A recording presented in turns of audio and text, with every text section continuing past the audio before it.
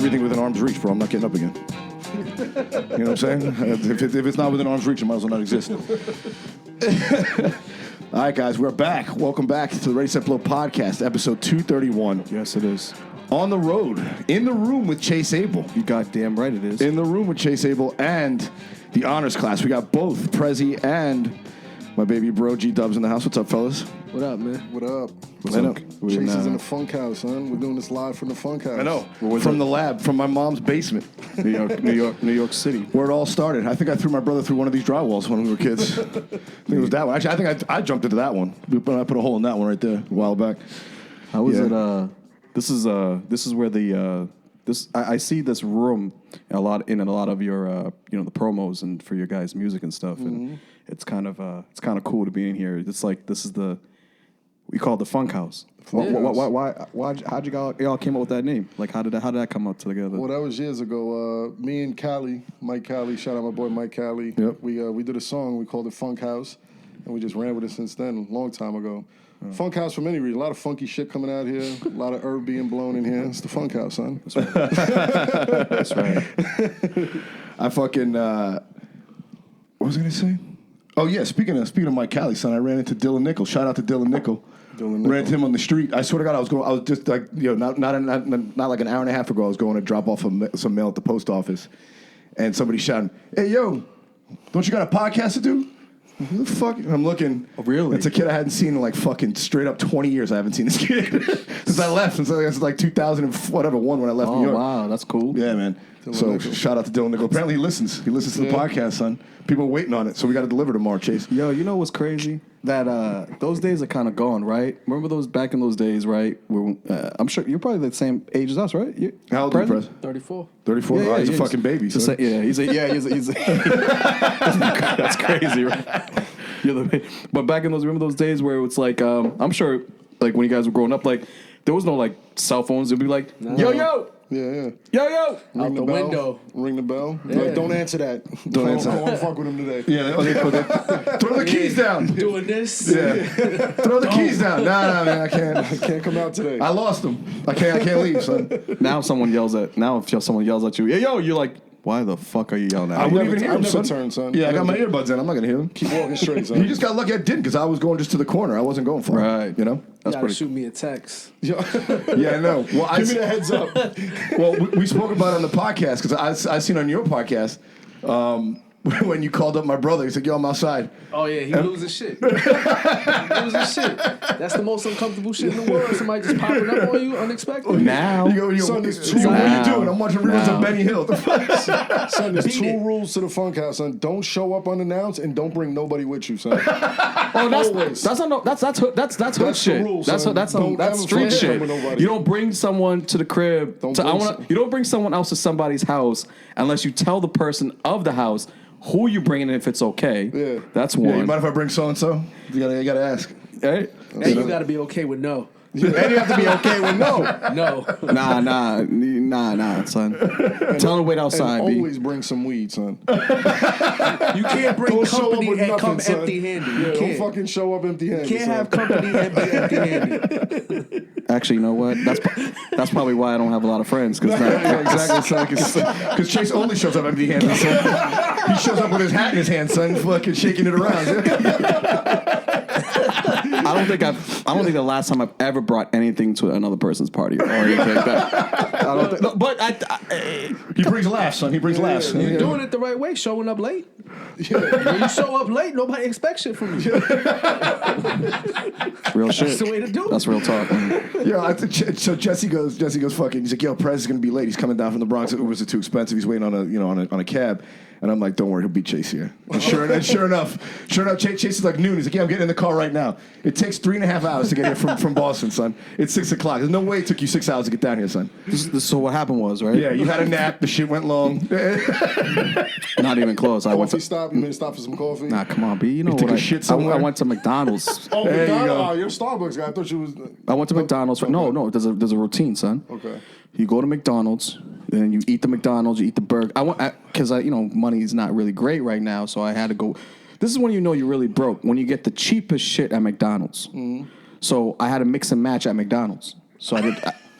you know what I'm saying? The mix and match shit when you're really broke, so you got to go Happy Meal if you're really down and out. You go Happy Meal, right? They give you the little cheeseburger, little milk. They don't ID you for that shit? Yeah, he's handing out to kids in the parking lot trying to fuck, son. Nah. You're a grown-ass man ask for a Happy Listen, Meal. if I pulled up... He's got a kid in the trunk. Sorry. Listen, Kids in the parking lot. man, if you've seen my face and my car in a situation, you definitely would be like, God, I get it. I want to ask He needs questions. some happiness in his life. Yeah, he probably got some kids around, something like that. Yeah, so I went to McDonald's and I went to Starbucks, so you got to have coffee after the meal because I can't do coffee before like a big meal. You know what I'm saying? And then got gas, waited on the text. Boom, he confirmed it, and then I was out. Oh, you would come on, son. You knew we were doing something tonight anyway. I told you weeks ago we were coming down here, son. Wait, oh, you need to confirm the day of, son. Yo, I'm a guest of the house, son. Why you coming at me, son? This is why he can't have friends, son, because he be yelling at them. He yells at his guests. Is this how he was raised, son? Yeah, son. Yeah. How long you known me? I'm appreciative of Chase. He took me to one of the illest diners ever. Oh, yeah, that's right. Yeah, we did go to that. Yeah. diner. Where, up in Boston, are you? Yeah. Yeah, Boston. Oh, you took that Greek spot. The Greek's my band man. spot. Yeah, Yeah, man. That shit was... We had some good was breakfast. Fuego, I right? didn't forget that. Yeah. Fuego. I won't We had a say nice the- drive back after. Yeah. We're nice and full It driving was back nice. after Yeah, that. Fuego. It I was won't say Fuego. the name of the place, but I'm pretty sure they're laundering money in that place. No. No, these are legit Greeks. These are Wait, legit hold on, Greeks. There was Not a only- line, and Yeah, we cut I was just a about to whole say that. line because of Chase. It's I was just like a about to Harvard. say that. Oh, we did? Yeah. Oh, shit. There Oh, was yeah. a line outside There that was a bitch. line waiting to get in. That shit was like a Oh, yeah. Sunday morning, son. It was a Hell long yeah. ass Oh, line. I got- Yo, that line was ridiculous. opened And up you the was back like, door and let us you was in. like, nah, son, we Yeah, good. Chase always has the hookup on that shit like that. Chase has the hookup on And food. we had the Fire Breakfast Club booth. Yeah, we had a nice break. Oh, yeah, yeah. we got the booth. Yeah, we didn't get a booth. We got a booth. a booth. We got a booth, son. B-double-O-F. Quarter unit, son. And they have QHs in too, if I recall. Corner unit. It's the only corner unit Chase ever gonna have in his life. So I got a corner unit, son. Corner unit, son. I had the good sunlight. I had that good lighting. See, I'm good with my guests, son. Not like you, son. I take care of my guests, not like you yelling at me. Yo, you make me He sweat, took care of man. us. We took care of the bill. He got us in the building. We took care of the rest. Yeah, see She's like, my I got you on parking. Damn, you guys know my secrets now. Yeah, just be done eating. Oh, y'all got this? Yo, I'll be right back, yo. Oh yeah, go take a 15-minute shit. No, but it's like is it just me, right? Like the art of like not even the art. I wouldn't call it an art. Just the ability to be hospitable for guests, right? Because I like my culture. Like we're big on that. Like so, as I say, if you came to my house, right? If you're like, hey, I'm coming into town, I'd be like, stay at my house. Yeah. But everything is taken care of though as well. Yeah. Like the food, the rides. Like it's like the. Oh, I don't know if it's excessive. We would call it excessive, but we like to be over hospitable. You Haitian? I'm East African. You East African? Yeah, I'm You would That's have guessed why. by how dark and how heavy he is, son. That's why you guys are amazing hosts. because Because my family ain't doing that shit. you come to my house, Right. you got a Are you place. Puerto Rican? You got I'm half and half Okay. black, half Spanish. Okay. So it's like, and I was raised by the black He's side still of my trying family. to figure out what Spanish he is. Yeah, I'm trying to His figure mom it. told me Dominican. He tells me Puerto Rican. I don't know what I to don't believe. even know. I wouldn't brag about either, brother. So wait, what was that? I was raised by the black side of my family, so Okay. that's all I know. Right. But I know for me, if I offer you a place to stay, that's all you got. Bring your own water. Bring your own everything Bring your own else. You shit. got a There's a place. corner That's what store you at got. the Bring your corner. pillow, son. Your fucking ass out, son. But like they were like, G Dubs and Randy. It's always kind of refreshing to like, because he's always like they're always like generous Yeah, and like yeah. hospitable, and it kind of always brings back to like He don't never show up empty-handed. No, from the time. Well, the first time I met him, he was very quiet because he was high. So in his defense, like, Well, I mean, let's change that right now. son. But after the second time, like when I met him again, like Brady's brother and from Day, it was just fucking cool as fuck, man. Yeah. Just like hospitable as shit. This motherfucker made me eggs with avocado, son. Oh yeah, we were. Oh, we- yeah. None of my chicks ever made me avocado That's eggs, his son. shit, eggs. That's his shit right Yeah, there. son. freaks At the like eggs. 5 in the morning, son. Yeah, playing the beats, son. Twisted, son. Hospitality, man. It's a. I feel like it's kind of a lost thing now these days. You know. Nah, but that's a big thing in our family. We like to feed people. Just put it on the floor. You know, I mean, mom's always been that way. Even dad's side of the family. You gotta, if there's food in the house, you ain't gonna let the motherfucker starve. I used to hate when my moms would feed other people. I look at it like that. That's food I could eat. Like, I can have that shit later. Why are you feeding my friends? Me and him used to fight over food, son. To war. Well, I mean, we used to race home to get like the leftover egg roll and shit. Leftover Chinese That's food how I and feel. shit. Like, when people come over, I'm like, you eating my leftovers. that belong to me. I'm like that to this day, son. When it comes to that type of shit, yeah, son. I don't know. If it's a guest, I'll give them but I'm saying if it's son, I'll order you your meal.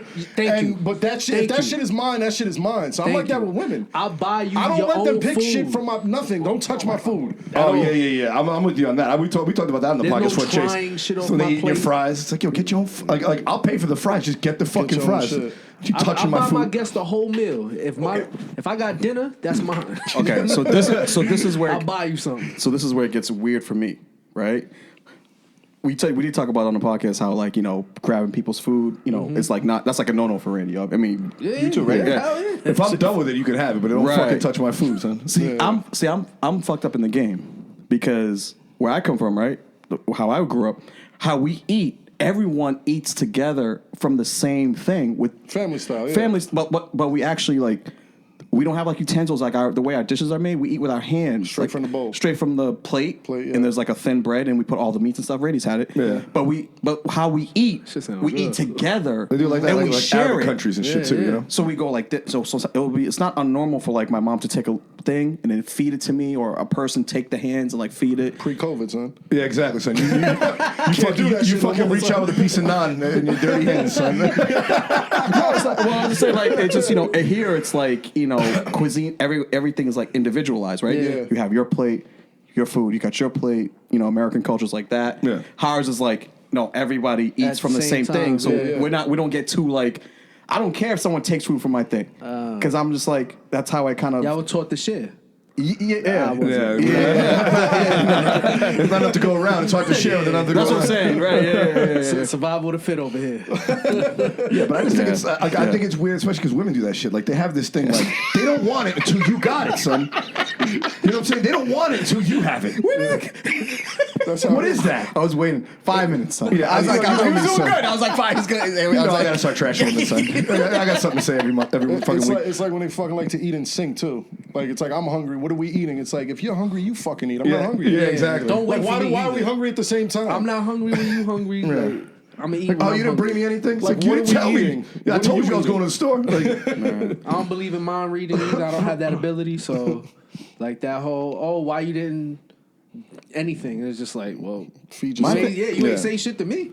those are like the only hard lines I draw in a relationship. It's like, don't fuck with my food and don't touch my shit. You know what I'm saying? Don't get into my phone. Don't give me grief. I mean, that's the grief. Those are the only areas I got grief. Exactly. You want to argue about something that happened, fine, but like, it's like if you're picking up my phone, we got a problem. You know what I'm saying? If you're digging in my plate, it's like, yo, I asked you what you wanted to eat. You could have got what you had and what I had. I'd have bought you 2 fucking plates. You could have had all that shit. You could have had all that shit. I didn't eat it later. You're like, if you don't eat it, I'll eat it later. It's not going to go to waste. And You they're know. most likely not going to eat it. That's the best. That's the thing. Leftovers. I said that on the sentiments. podcast too. That's the best part about being in a relationship, son. Extra food. You know what I'm saying? You get an entree and a half. Yep, Because whatever she they only don't eats eat, half. yeah. It's half is mine. Son. That's a plus side of it. In the wee hours. Yeah, I never. Yeah, over the sink, son. Nah. Cold over the sink, son. Fucked up. I put that shit in the fridge and eat in the morning. Standing up. I don't even sit. Nah, see, for me, if I'm taking a girl out to eat, man, she ain't getting extra. She's getting what the hell we getting. She's getting a Happy Meal. She's getting a She's Happy Meal, son. She's getting Happy Meal and coffee. She's getting what we're getting at that time. Ain't no waiter coming back and you all of a sudden mad hungry again. No, we ain't having all that. You hungry for the first interval of this date, and that's it. We're gonna come back and you're gonna be hungry again because you see like we're not doubling down. Yeah, we're not doubling down. My stomach is measured by what I order. So when the plate gets there, that whole shit is what fills me up. Right. You take something from it, you fucked it up. You fucked up the Well, fucked it all up. you know what it is? Expectations. Like when I ordered that, I expected to eat all of that. So you know what I'm saying? It's like, oh, I wanted this and I ordered that because that's exactly what I want. And for you to start chipping away at it, you know, you're chipping away at my fucking plans, bro. You are stealing. Chipping away at my plans. You know what I'm saying? You are stealing. You know, like I had here. Yeah, exactly, man. I had it all planned out in my head, and you're fucking up my plans. Chipping away at my plans. Yo, You know what I'm saying? Like, I used to tell my little sisters, y'all are little fucking food pirates. That's what y'all are. Stay the fuck off my plate, you food pirate. Yeah, what's the other one too? If you're on a date or if you're with your woman and they will ask you, you know, you hungry, babe? And you be like, yeah, order whatever you want. She's like, no, I'll have what you're having. And then it's like that back and forth. Like she won't eat if you don't eat, but she's really hungry. But she'll. No. But if you don't eat, like it's like that whole. Or then you'll pick a place and she'll be like, no, I don't want that. It's like, well, you said anything. Anywhere, right? You said anywhere, and they still just like. That's why I'll ask him. I'll ask a girl. I'll be like, what don't you want to eat? You know, so give me 2 things you don't want to eat. I'm like, all right, then I you know, because in my mind I have 3 options. Like that one's off, that one's off. That's the one I'm going with. That's a good one. Because women can't tell you what they want, but they sure should tell you what they don't like, son. You know what I'm saying? That's how you all fucking day. You know, like and most people like that too. I won't lay that at the feet of just women. Most people like that. You know, it's hard to ask somebody. Like it's hard to get a direct answer. Like, what do you want out of life? I don't know. But what don't you want? You know, I don't want this. You can, you know, it's a process of elimination. You know, not my bitches. That's how I work creatively, son. Right, bro? Nah. I'll be on some shit. He knows what I'm talking about. I'll see some shit and I'll be like, I need to see it visually to know if I'll drive redo you a crazy logo with this shit 20 times. But when it's done, it's right. Yeah. You know what I mean? But for him to verbalize it, it'll be the most annoying process. We got to go through a process. But but anytime it's done, it's like, oh, okay, I get it. I guess I'm the same way writing jokes. I tell you, I have fucking an army of just sheets and sheets of garbage. You know what I'm saying? But like, all right, that one doesn't. That one hits. You know? Yeah. Even the shit I do on Instagram. Most of it is just it's like, oh, that's kind of funny. You know, it'd be funny if they said this, and they're like, then I'll fucking say it. You know, like they got half a joke. I'll give you the other half, but I'm not. You know. To write it from thin air, it's like fuck, man. Where do I even begin? But that shit is like that's like a real talent, though. You know what I'm saying? Because like what is writing jokes? No, the shit that I'm talking about when you take something. No, I mean that's not easy either. Right? Like not everybody could do that, but I'm talking about like how you can see something and finish the thought. I'm like. You know what I'm saying? Like you'll see something that somebody writes, repost it, and add on to it. Yeah, that takes a certain level of thought process to do that. It's not an easy thing to do. It's you flexing because it's like I'm a little smarter than you. Yeah, well, you got here with your joke. I took it. Yeah, well, I read 2 things about that before. One, there was a famous quote from this guy named Ira Glass who talks about. I'm paraphrasing. It's a longer quote, but basically he says is. All artists start with good taste. Like, you know what you like and what looks good or what sounds good musically or whatever, but you don't have the skills to do it yet. So you have to figure out the skills to get to your end goal. You know, so you start out with good taste and you work your way there as an artist. And then as far as comedy goes in that perspective, Anthony Jeselnik said something similar on Mark Maron's podcast where he asked him, you know, he's like, how'd you get your 10,000 hours writing comedy? Because it's that old saying, right? You get 10,000 hours to become an expert in something. He's like, well, I started out as like a staff writer. Like as a freelance staff writer on one of the late night with Craig Kilborn or something like that, and I was like a fucking intern or whatever, and he was like, and I had to submit 20 jokes a day, and they would just send me news headlines to write jokes about topical stuff. It's like so I'll just take the headline and then punch it up. It's like it's something stupid like woman asks man to hold a baby.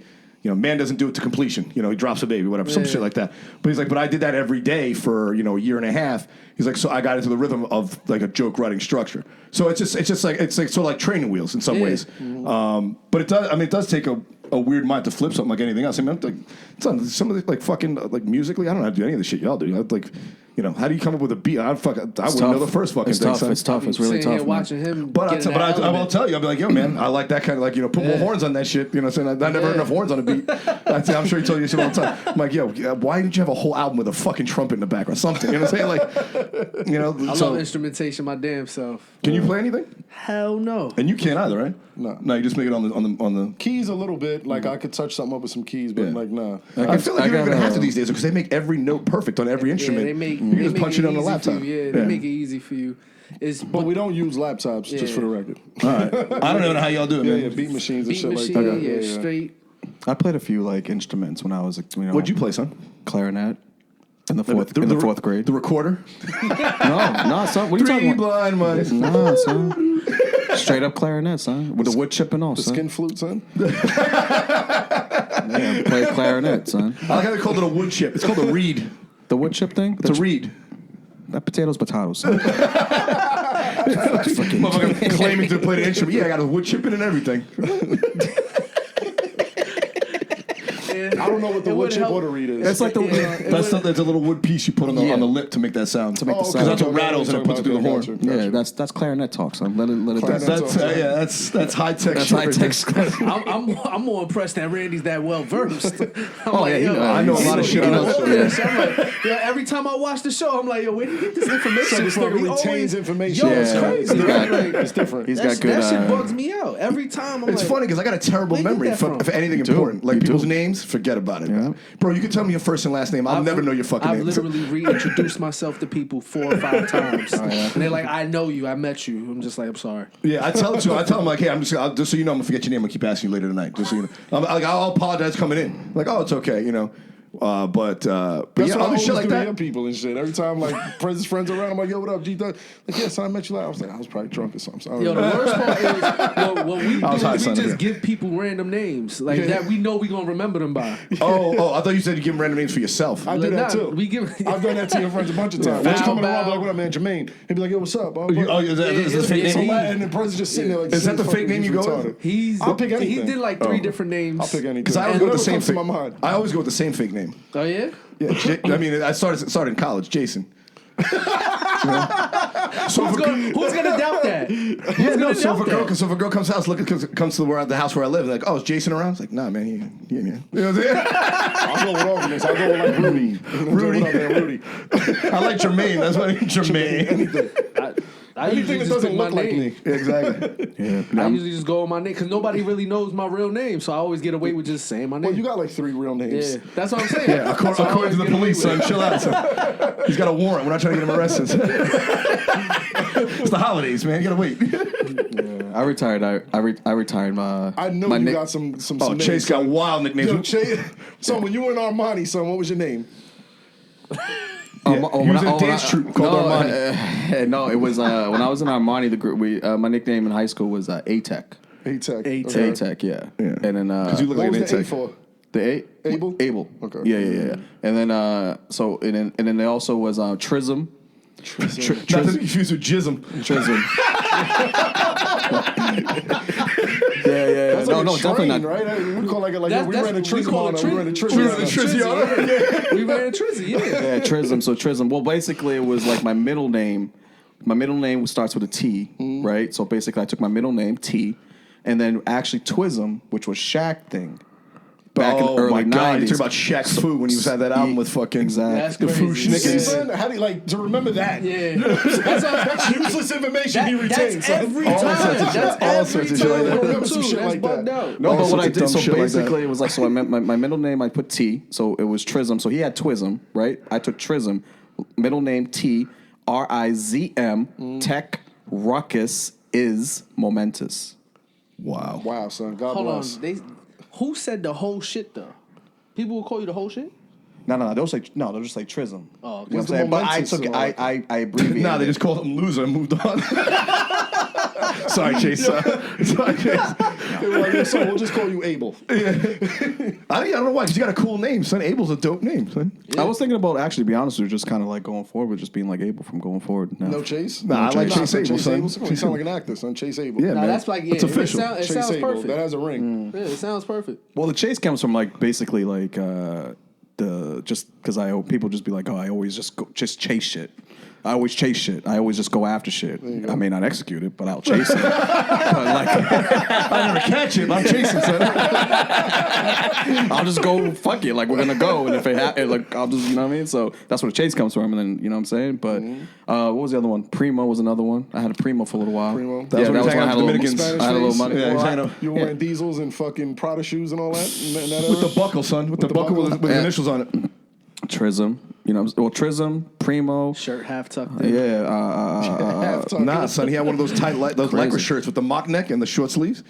You know what I'm saying? Them club joints. Yo, you did put up a picture. Yo, from Chase's throwback some pictures old are kind of school- fly, Yeah, that's what son. I'm saying. He put up He some was getting old kind of shit fly on the back page. then, son. Yeah, Yo, Chase, you was fit like a motherfucker back then, too, Yo, son. you know the vibes, son. You know the vibes, Jay bro. seemed like he was getting some pussy like that one night, year. What are you saying, That son? year, son? He put one where he was shredded, son. He was like ripped. I remember. He That's was what I'm ripped, saying. son. He had His abs and traps shit. were I'm like, popping what? out and Yeah, shit. I was like, damn, son. Talk to me. Talk to me. Time's a motherfucker, huh? Fucking talk to me. You feel It's a me? good summer, right? Yeah, it was a good summer. It was a good summer. I was different. I was a different cat. See, Randy met me in a real rough patch in my life. So that's what. Yeah. He didn't really see the hot. Yeah, the last 5 years have been fucking rugged.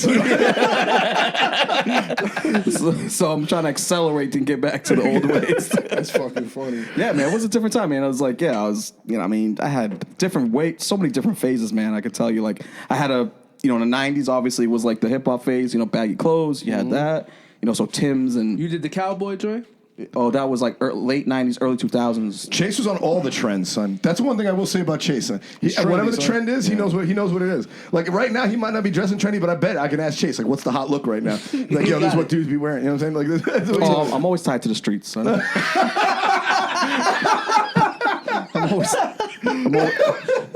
I'm always tied to the streets, son. I may be a little bit over here, but I still got that one finger on the pole, like, you know what I mean? Like, because I feel like you gotta You posted up on Myrtle just to get in tune, right? He stopped there and just took it He all stopped in. on Myrtle real quick on his way here, just to feel the streets. I don't know, man. exactly, son. I took a smell it.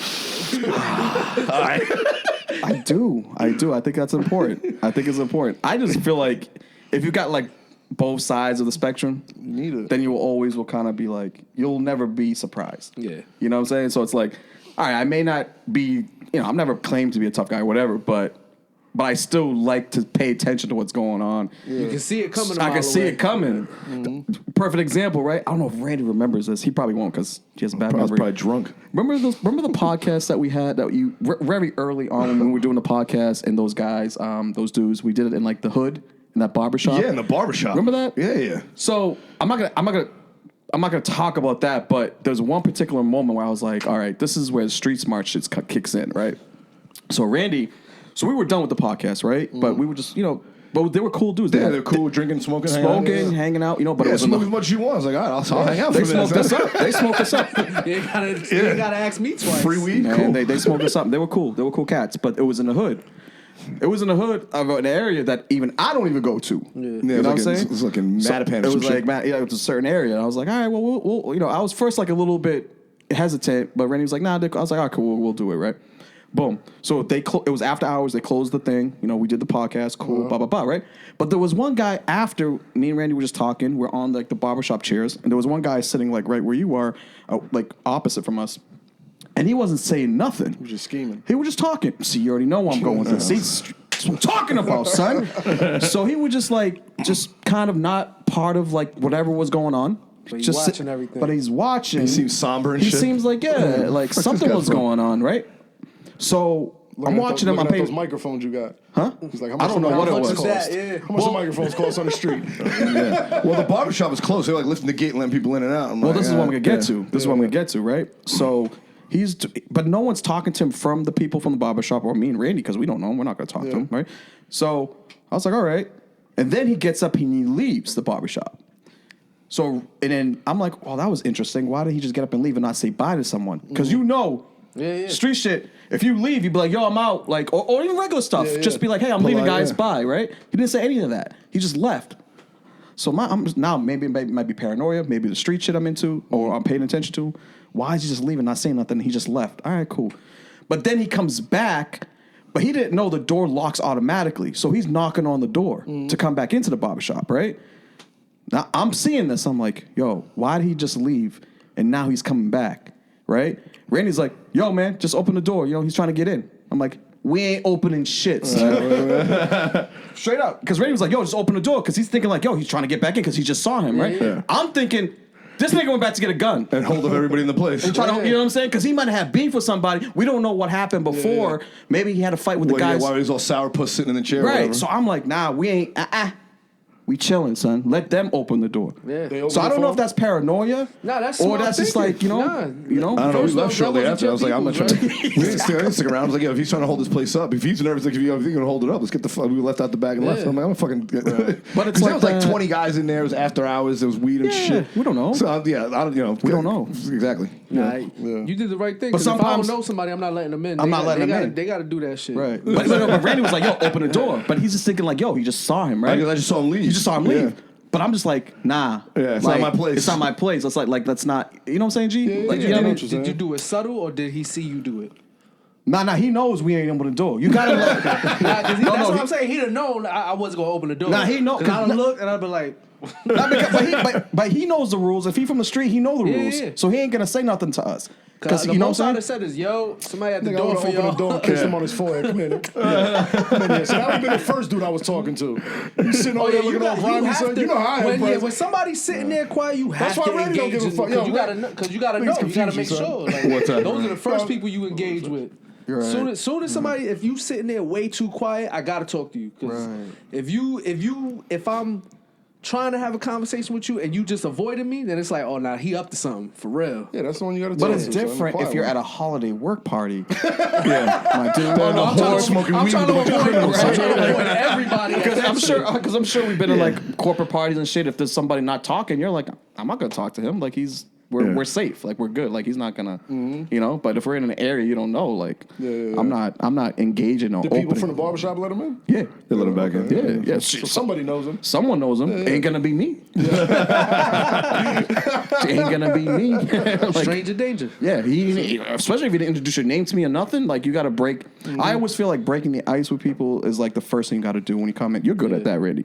Like you'll come in right away, be like, "Yo, what's up, well, I'm Randy." Like make everything. I try. Not because you. It's just I don't know if that's. I don't know. I feel like it's when you do that. It just makes them like everyone like. I try to feel be inclusive. Neutralize everyone. I try. it. You know what I'm saying? I try. Yeah, neutralize I'm not it. the most outgoing person in the world, but I know because so I'm usually the fucking quiet one too. You're like, you know, even if I'm not in the mood, sometimes I'm just fucking chilling. You know, like, I got nothing to say. And it's like, all right, you know, I don't want to be rude to anybody coming in, especially if I'm the guest. You know what I'm saying? Going back to being a guest, like, it's like going in somebody's house, not saying hi to your mom. So, like, you know what I'm saying? Like, fuck you doing, man? You going to go Say to hi to my mom, mom, son. son. Oh, You know, that's wait around for her to come and introduce herself. What the fuck's wrong with you? Yeah. Oh yeah, if Can't do that. my friends didn't come in and say hi to my mom, son, or what? That's disrespectful. Yeah, like you you have gonna to. come in and not say hi to my mom's, like, and you know because you know what's gonna happen. If he doesn't go say hi to moms, and when you're doing your thing with your friend, hanging out, and he leaves, you know you're gonna get a talk from your mom, right? Yeah, how come you ain't come in here and say hi to me? Say, what? Yeah, friend is rude. Because you got that fucked up in my house no more. You got a scowl on your face, mom. What the fuck are you? You're like, there's something about that kid. I don't know. Yep, Something's it's over. off. Yeah, it's over. Can't come back in here. I don't like his Yeah, I energy. don't know. There's something about him. Well, it goes down to like I think it goes down to basic like just foundation like basic respect. You go to somebody's house, you don't yell, you don't like do things that are you be a guest. Yeah, don't ask You gotta for greet food. the house. Don't ask me for Don't extra ask for food. food, son. Don't ask for nothing. Nah, Water that's the not my most. rule, son. I'm taking a plate, You guys son. ever catch somebody having argue like you had a family function or you had like a party or you're at the dinner with a group of friends and then two of them start arguing? Oh, that's the rule. You ever be around Two that shit? friends? Like a guy and a girl, like they get into an argument, like oh you're having a house party, or you like you said you're having people over for Christmas, or you had a dinner and like there's a group of 10 of you, and two of them start arguing. How fucking disrespectful! Could you imagine something? In somebody else's house, right? That's in crazy. somebody else's salary or in Just in public. just in a setting somewhere where it's not. It's like that's uncalled for. So not here. I don't even know how I'll that talk to you at home. Yeah, girl. that's what I'm saying. I don't even know how you that park shit that is. shit. You can put a smile on your face. We're good until we go home. So I'm yeah. willing to do it for that. You though. better. If it's a guy and a girl, he I'm allowed willing to that do shit. it. Yeah, he you allowed allow that shit. Because my whole thing is like, yo, I'm a look and. That look is gonna tighten that shit up. that shit Wait out. till we leave. Like, don't embarrass me in front of these people. Don't do that shit. See, Prezy just said something. See, Prezy just hit it on the head.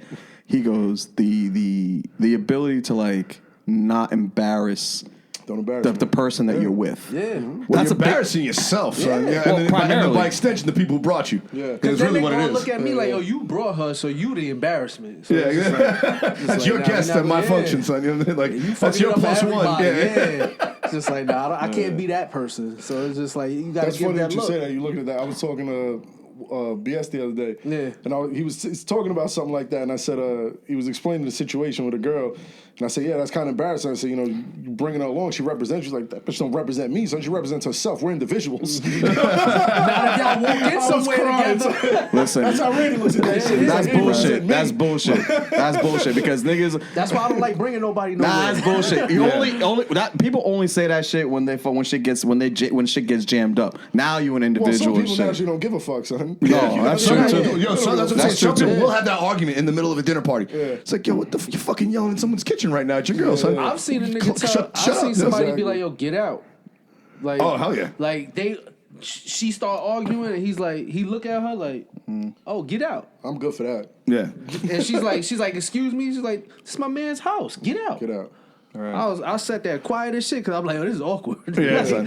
You know what I've done? I've just left. I'm like, yeah, I'm not feeling good. We gotta go. And then I'm fucking. And then I'm out and like, you get a fucking Uber home, son. I'll see you tomorrow. So we'll talk. We'll discuss this issue in the morning. Or not. Or not. Yeah, for me, probably never gonna hear from me again if you embarrass me.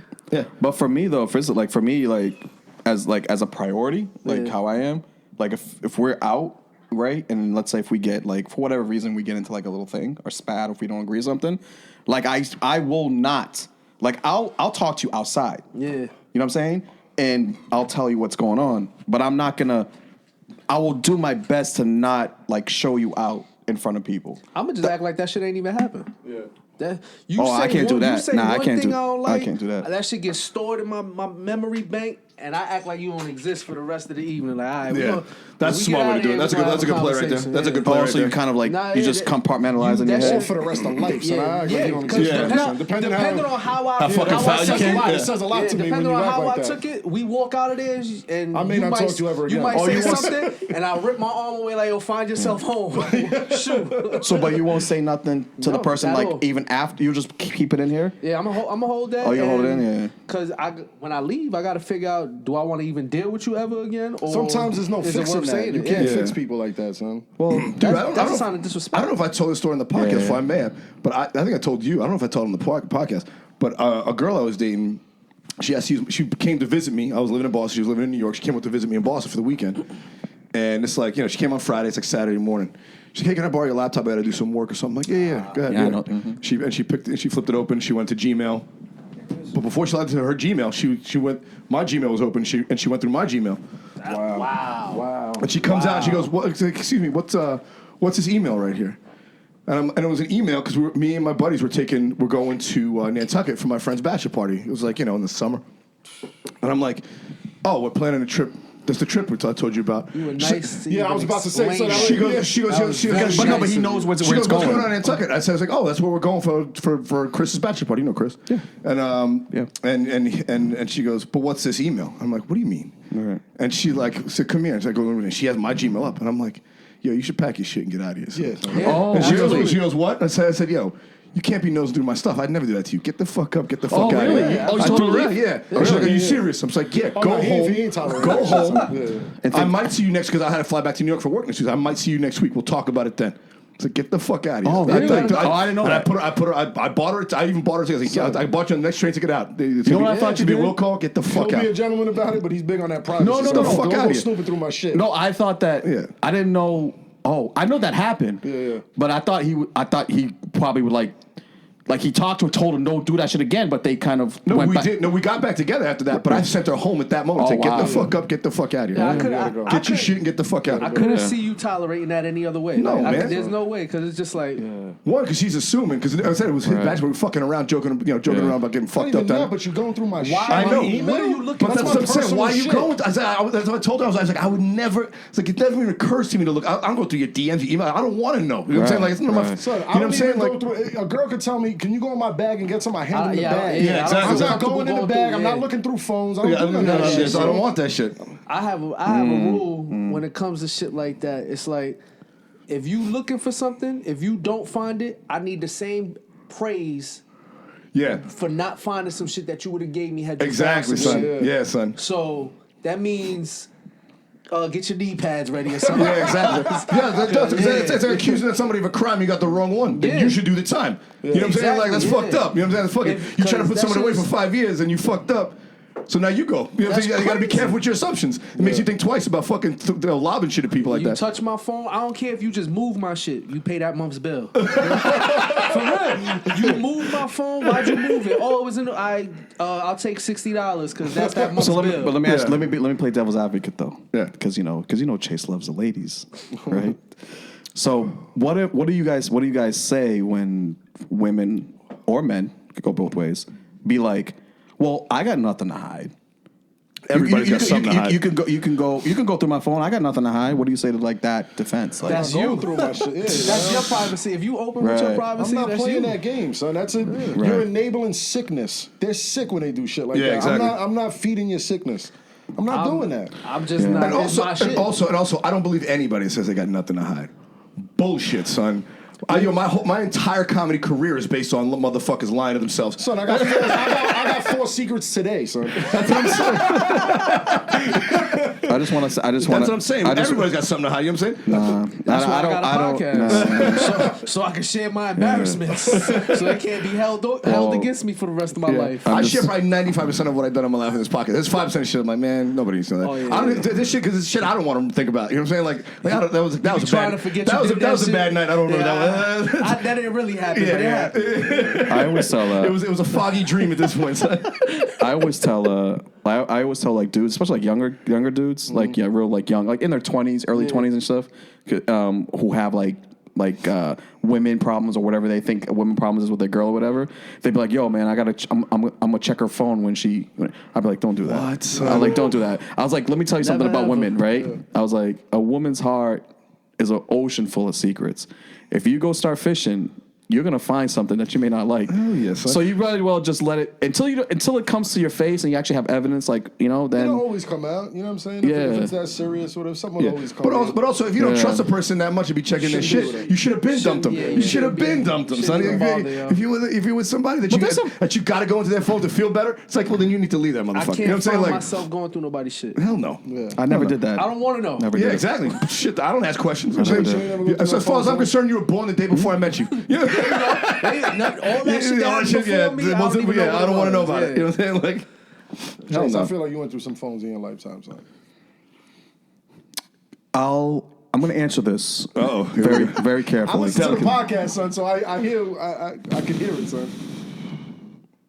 There was a couple, but they were bitches, son. Because they were bitches, son. How straight many up, of them they are, were bitches. son? Like they were like. All right, the first girl, right? She was a stripper, right? Strike one. You were trying to love a stripper, son? They made a song about this, son. I got caught up in the game, son. I got caught up. Money was good at that time. Strip clubs was hot. Foxy Lady was popping. You know what I'm saying? Like they was giving free food at the Christmas parties at the strip club. Fucked your head up. That's all it takes. Yeah. When you young, that's all it takes. You see something that just look amazing to you. And sometimes you want to be lied to. You know what I'm saying? Like, you trick me, bitch. That should have fit your ego. Lie to me. Make me love you. Yeah, exactly. Tell me what I need to hear, son. You know what's crazy about that girl? I mean, and God rest her soul, she passed away. But not from this though. Streets. That bitch was in the streets. She was. The streets got her, son. Yeah, I actually really feel bad because she was a girl that I really liked, but she got her past like seemed to she couldn't get away from her past. But it was weird because I know she would lie. Yeah. But she would try to like.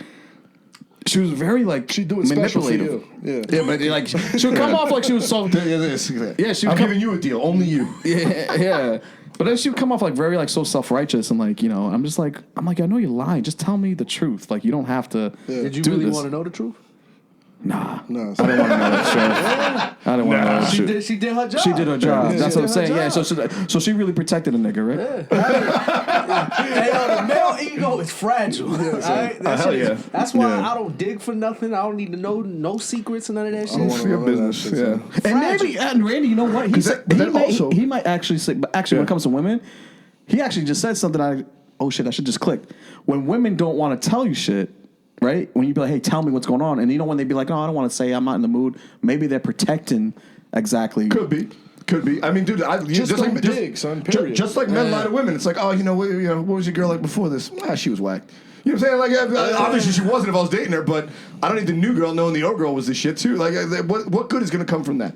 Yo, is that? I don't ask. That's only women that ask that shit too, right? Men. I know guys. Men ask that shit. Dude, I got a buddy who asks his girlfriend's like, how many guys she slept with before? I'm like, why? I would never ask that. Why? But also, not only do I not want to know, but why would you then expose yourself to that same question?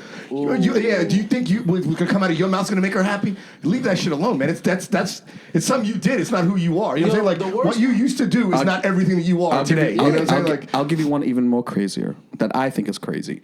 I have a friend that even actually wants to know how many women that she's had sex with in the past. He wants to know that. He wants the details, who they are. Because he's on some freak shit. And he also he's a cuck. Some freak shit. He's a cuck. He's on some freak shit. And he also like you might have a chance with her. Yeah, son. I always with him, son. While he watches. Yeah, while he watches. He'll pay you, son. He'll pay you. No, anybody would know. They call that being a bull. No. I'm a sloppy second type of nigga, son. Oh yeah, Chase said this. You're the best second, right? I'm the best second option that you'll ever have in your life. I'm not the priority nigga. I'm the side piece, son. Like the middle side piece. You know what though, Chase? The middle side piece. The middle side piece. Not the main side piece. We got mac and cheese. What do you have? What's your Happy Meal, son? Yeah, you're the number 2. Happy Meal, You son. the hash brown? I'm consistent, my nigga. You know what I'm saying? Like I'm the dude that you know. Chase like will text you good night. Yeah, son. He won't miss that text. bro, son. I'm the buddy pass, son. He'll text you good morning. I'm the nigga that's on standby, ready. Son, that's what I said about like sometimes kind of like being JetBlue, son. It's like being the sixth man or the backup quarterback, son. You get a good paycheck, son. You know, and you get playing time. Absolutely. But no one's mad Takes at a you. while. No, but everyone's excited when you win the game. No one blames you if you lost. You know what I'm saying? It's a win-win situation. You got a little bit on the side, and you don't get responsible when things go wrong. Being number 2 isn't that bad, son. Because it's not a real responsibility. That's what I'm saying, man. You get access to all the right parts. Yeah. Because if she's mad at the main dude, she just want to fucking get over him. But she's not looking at you for no Valentine's Day gift. Nothing. She's not looking at you for the trip. Nope. You know what I'm saying? She comes around when she's ready to fuck and doesn't want to deal with his bullshit. Yep. You know what I'm saying? It's a pretty good spot to be in. Yep. When I was younger, though, like I fell in love with a chick. Oh. That was older than me and doing that to me.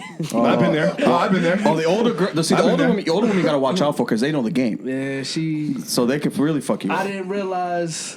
She had you looking like a puppy dog and shit. Oh, because she was just using me for sex, right? Yeah. So it's just like, and at first she was way. First of all, the way you said it, I didn't like the way you said it. How much older? The first time you cried over pussy. I heard the story. How much older is she? What was that? She was fucking that nigga. This nigga was crying and shit. He cried over that pussy, son. I heard this During story. sex? During sex? No, never. No, when the bitch stopped picking up, he's like, what the fuck? No, it's this shit, son. No, hold on. Let him get out of it, son. How old were you? How old was she? I had to be like 20. Okay. And she was In her 40s. 38. Okay, yeah, she's She was pushing 40, 38. yeah. Yeah, so. No, that's prime. So she could have been your mother, basically. Yeah, pretty much. Oh, she was And- fucking this nigga, son. He didn't know how to fuck Yo. before that. She was fine too. I was getting professional pussy. She was fine, That's exactly and what she that was fine. She had to been fine. She's like, do it like this, do Yeah, it like she had this. to been fine. Yeah, like that. And the shit about it was She like, had to be fine. you know, I was a young horny nigga. So she was just called every night, and the shit about her was, she would. I had got my own. That was my first crib. I was 20. I had got my own crib, so she would either come to my crib or send for me. Send for you, son. She would send for me, have Like Cavs Oliver pick Twist, me son. up, and I go to her crib. We have sex. I get a plate and I go right. I get a plate. There you go. And- That's the hooks right And there. when she at my crib, she would go.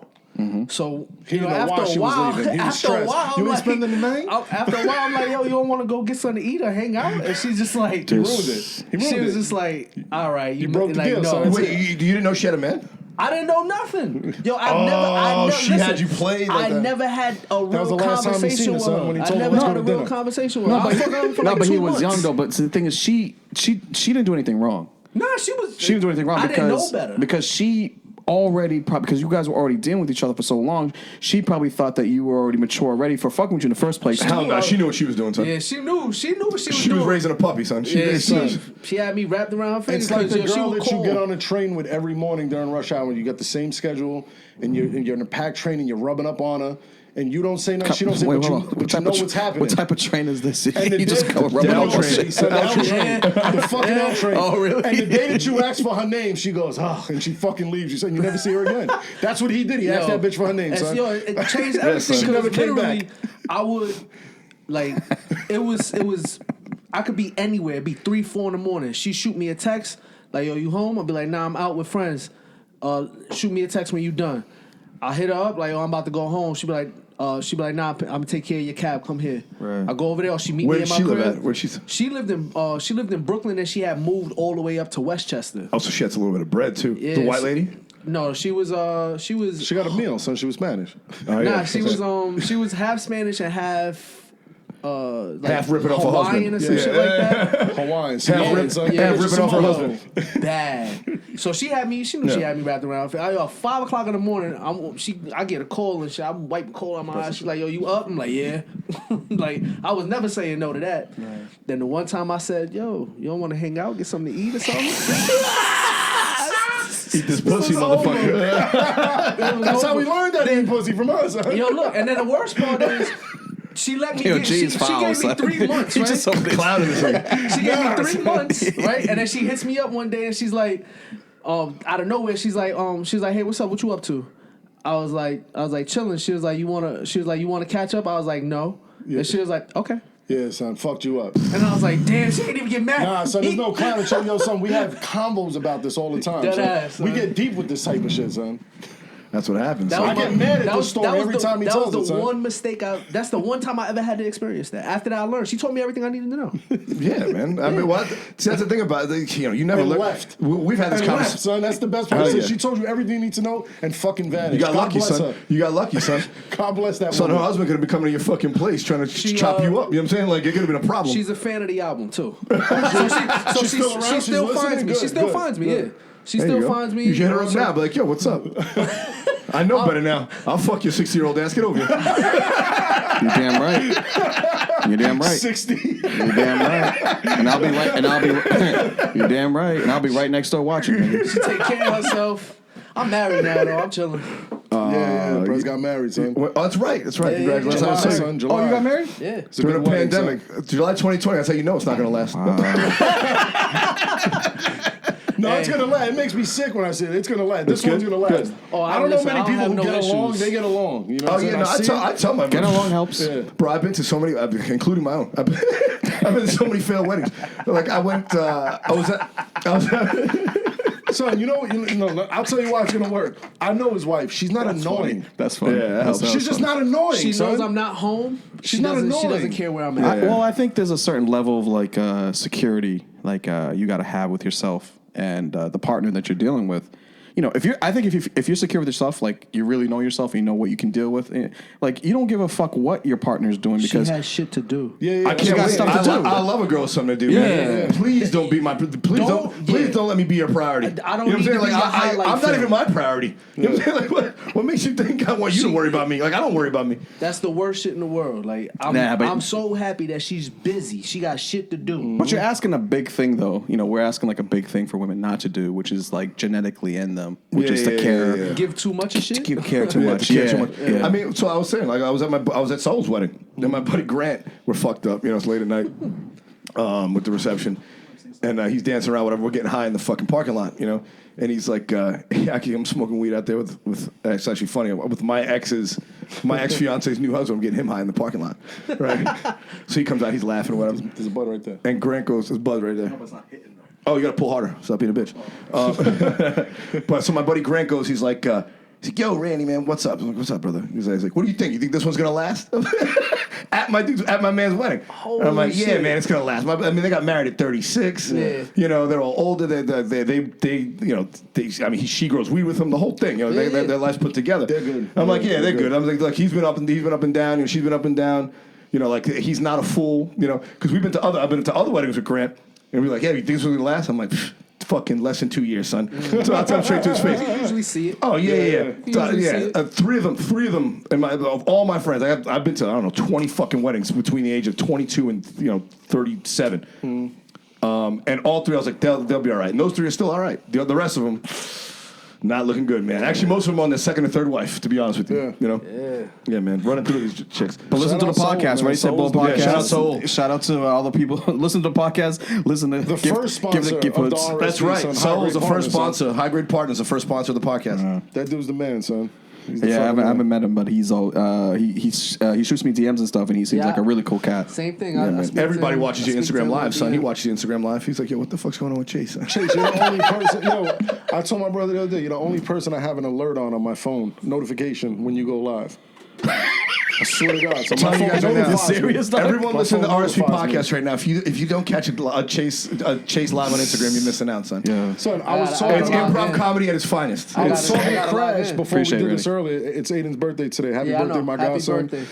I was talking to Crash, and I told him Prez is coming over. I said, you were coming over. We were doing a podcast. Right. He goes, Chase is going to be there or he's on Zoom? I said, no, he's actually coming to the lab.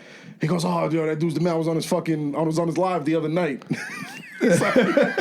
Son, everybody I talk to you about, it's like, oh, I was on that dude's live the other day. That dude fucking bugged out. Yo, I'll be bugging out, bro. And I don't do them a lot.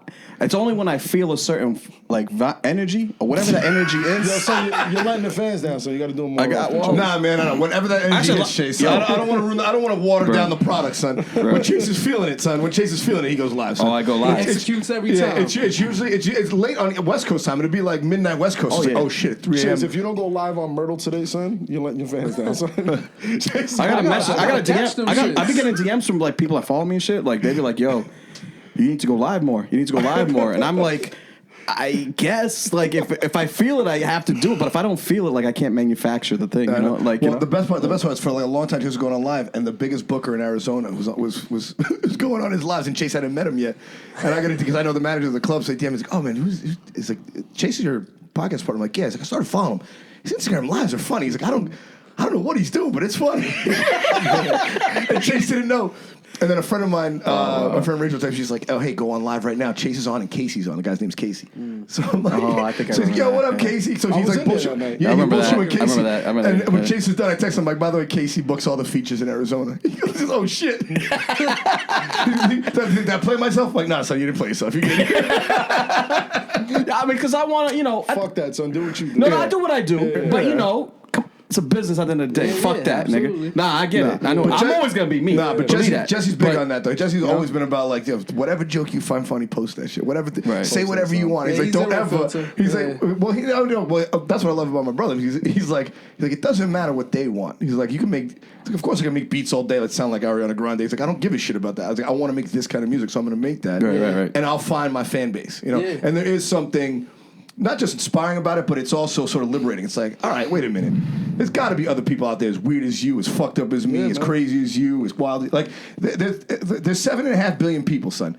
You're telling me I can't put together 1 million people on this planet that don't see eye to eye with me? Come on. Yeah, absolutely. It's just a matter of time. You know, so if you keep putting out the kind of things that you find funny, the people that find that funny will find you. Yeah. You know, it's just a matter of time. So a test to that is your fucking the last episode you guys did with the ask you guys questions. Ask us anything. And the dude said if your dick was between your father's ass and your mother's pussy, which way? That's your fan, son. Yeah, you know what I'm saying? Yeah, that's bro. Somebody that asked some sick shit like that who's following. Yeah, man. You know, that's one of Randy's followers. Bro. And I tried to cull it down. I tried to cull it down to like questions like that. I was like, we got to answer this one. Because I was like, I never heard no shit like. Why would somebody ask that? You know as well as I know. But that's not coming from any of my followers. My followers be asking me what type of lavender candle scent you be wearing. Like that. I'm all like serenity and calmness and like, you know, positivity. You know, that's why I be like, that's why I always like Randy his because they're monsters. They're fun. Listen, they're all fucking dope. You know what I'm saying? We appreciate everyone. Anyway, but. You know, the one like I could tell if it's a Randy follower. Yeah, which one's coming from me? Yeah, like, that shit was hilarious. Anytime I comment on a Randy post, all I just see is women. I'm like, my man doing something right. My man is doing something right. What are you saying, son? Son, what are you saying? Don't throw no shade to Coco Caliente, son. Yo, it's Coco Caliente right there, fam. son. I'm mad I missed the lives. I gotta start adding a notification now. Yeah, man, you gotta get. I don't Yeah, ever watch notification. nobody's lives. The only I'll notification get text messages from him, from Rachel, from Casey, My sister, Kelly. Kelly. Yo, Chase is live right now. Go on. They'll text me because I turn off all my notifications on Instagram because I get too many shit. Yeah. Too much shit. So like, oh no, Chase is live. Go on now. I'm like, all right, so let me see what this fool's up to. But yeah, man, my followers are great. Thank you for following me. But Jeff was telling me this shit the other day.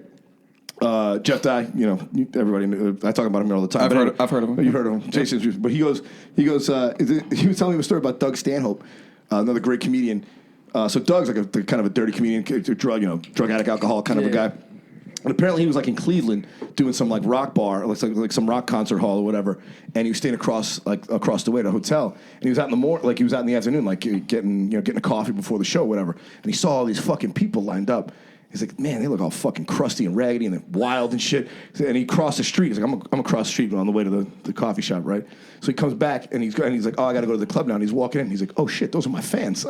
He was like, I was terrified of my own fans. And Jeff goes, that's the kind of audience you're developing right now. He's like, if you put them in a room, he's like, it's gonna be a real weird fucking room. You know what I'm saying? Yo.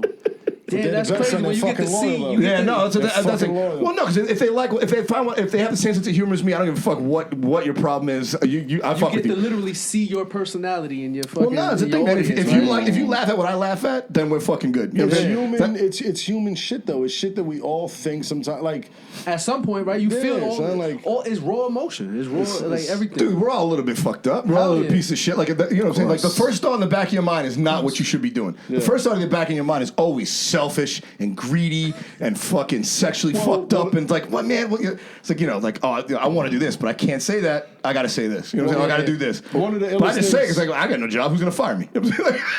One of the illest things you said though on this podcast, you're like, I'm not perfect, you're not perfect. Let's be not perfect together. Yeah. You know what I'm saying? Yeah. That's just what it is. Yeah, man. Just fucking. I'm starting to real, like it's like it's getting to. I think for people who don't like view things that way, I feel like they can get to that point, but it does take them a little bit of time. Once you put yourself in that position of like, I'm catering to like you have to walk on that tightrope all the time of like not offending people and not. It's why would you want to put yourself in that box? I'm like, get the fuck out of here. Once you're keeping up appearances, you're gonna have to keep up appearances for the rest of your life, man. It gets exhausting. You know this, son. You've done this before in your life. We both worked in finance. You walk into work all fucking buttoned up. It's like that's not who you are. Yeah. But I'm at work. I gotta put my work face on. I gotta put my white voice on. I gotta get on the phone and say please and thank you. Yeah. But that's not how you really are. You know what I'm saying? That's how you are with your friends. No. You know? Yeah, it's like you gotta apologize for being yourself and shit. Yeah, man, exactly, bro. It's fucking sad. Yeah. I mean, from a comedy perspective, like if you are that person, like if that's who you are, like if you're like, for example, let's say if you're like a clean comic, or if you're like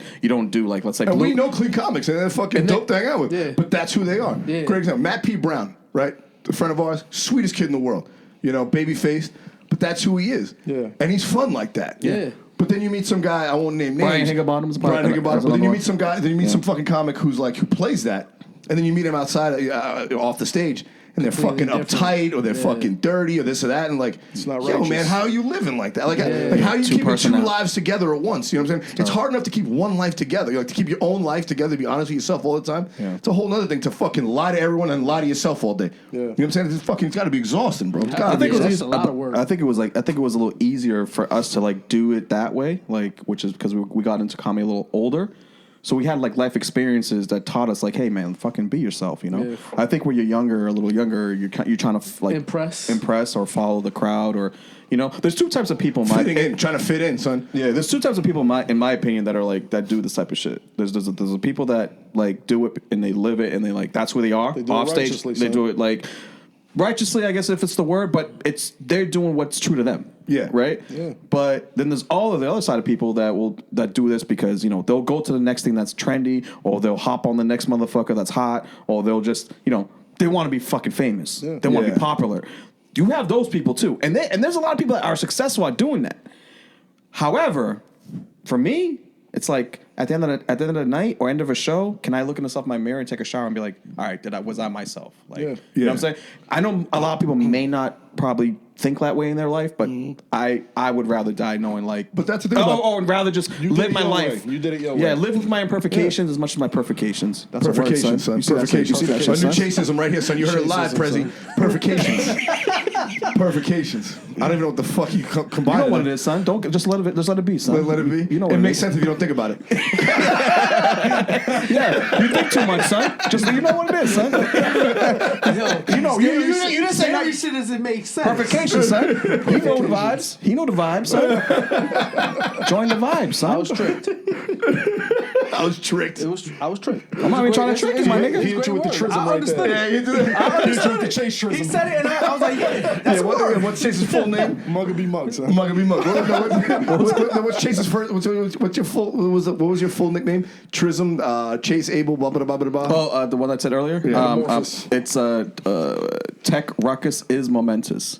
There you go. Tech Ruckus is momentous. Yeah. Peace God. Yeah, that was the Allah next level. Akbar. That's your Almighty name, son. Peace God. He's a 5%er now. Man, I mean, when you look at it, man, I look at it, I'm just like, damn, what the fuck was that? Who did I thought I was? See, that's why I try to think about the past. So that just made me fucking cringe. Just remember all the Makes me stupid shit you was cringe. thinking and doing. There's a lot of like, it was crazy because like, one producer for the show that's coming out, right? He actually got my number from a friend of mine. He was like, I heard you're a comedian, you know? I was like, yeah. He's like, hey, I'm doing the show. It's kind of like, you know, a spinoff of this show on NBC, but, you know, we need like stories do you have any crazy stories that you can like share? And I was like, Life, motherfucker. I was like, nigga, what? Just follow me every day, son. This is easy. Like this is easy work, fam. Yeah. Like I'm not even making this up. Like I just fall into situations, dog. And I sent him a whole 10,000 hours on a podcast worth of stories. I was like, I got a whole bunch of stories, bro. And he's like, okay, write them down, submit it to me. Hopefully we can. I submitted it. I didn't get anything back. Yeah. But just to be like, imagine someone comes up to you and be like, yo, man, tell me a story of your past that's like really funny. And if you can't come up with one, how fucked up is that? Yeah. If you can't come up with something that's cool in your life from the past that you can laugh about, I feel like that's fucking right. I feel like there's a lot of people. Basically, your whole past is laughable. No matter how. Yeah, I mean, If you have no memories, if you have no For experiences, some, like, for some, a lot of people never lived, bro. That's true. At the same That is- time, a lot of that, people I'm never meeting a lived. lot of people like that Yeah. now. A lot of which is people fucked up. are afraid to live, but I mean, like that's the thing. Like you said, if you can't laugh at your past because you made it here, I mean, like you're fucking. That's what I'm saying. Like, You know you what I'm can't saying? be ashamed of that Look, shit. and I'm a pretty Grow pessimistic guy. from Y'all it. have heard the podcast. He knows me personally. You guys know me personally. Fucking. I'm a very realistic guy. You know what I'm saying? I don't have a lot of hope. You know what I'm saying? You know what I'm saying? That shit is. Don't worry, Hope is dangerous, son. Hope will keep hope will keep you looking for something that ain't ever coming. Yeah. But Hope will keep you also alive. If yeah, you but we're you know not in what I mean? Auschwitz, son. I mean, this is a No, different but thing. nigga, I almost died, and I was hoping to live, and I lived. I like Yeah, that. yeah, exactly. Like, I don't gotta be in Auschwitz, nigga. That is fair. You But know? I'm saying, but the thing is, like, if you can I know what you're look saying, back, though. you I know know what I'm saying? If you what you're can look saying. back and I know what you're be saying. like, oh man, I mean, like at least I made it. You know what I'm saying? And no matter how bad it is, like tomorrow, the sun comes up, and you put your feet on the ground, son, you got another shot. You know what I'm saying? Like, embrace the past. Yeah, you have got to do it. You got to That do it. shit- Yo, I enjoy. That's my favorite part of like conversations with people, right? Like me and Dubs, that's all we do is laugh about shit from our past. Like we Yeah. tell stories back and forth, and it's like, yo, you can't be ashamed of that shit. That shit is hilarious. Yeah, Well, yeah. it's Because you're not there. You're not there no more. You're not making those same And mistakes. also those body blows, man. You take those fucking, those George Foreman shots to the body. It's like oof, fuck. I thought I was dead, but you're still here. Like, all right, I guess I can take it. You do it again. In some ways, I get like a weird pleasure out of like, all right. Taking a bad lesson. It's like, wham! It's like, oh shit, that one hurt. Yeah. But I'm wobbling, but I'm still up. You know what I'm saying? Like, oh shit, you put another foot forward.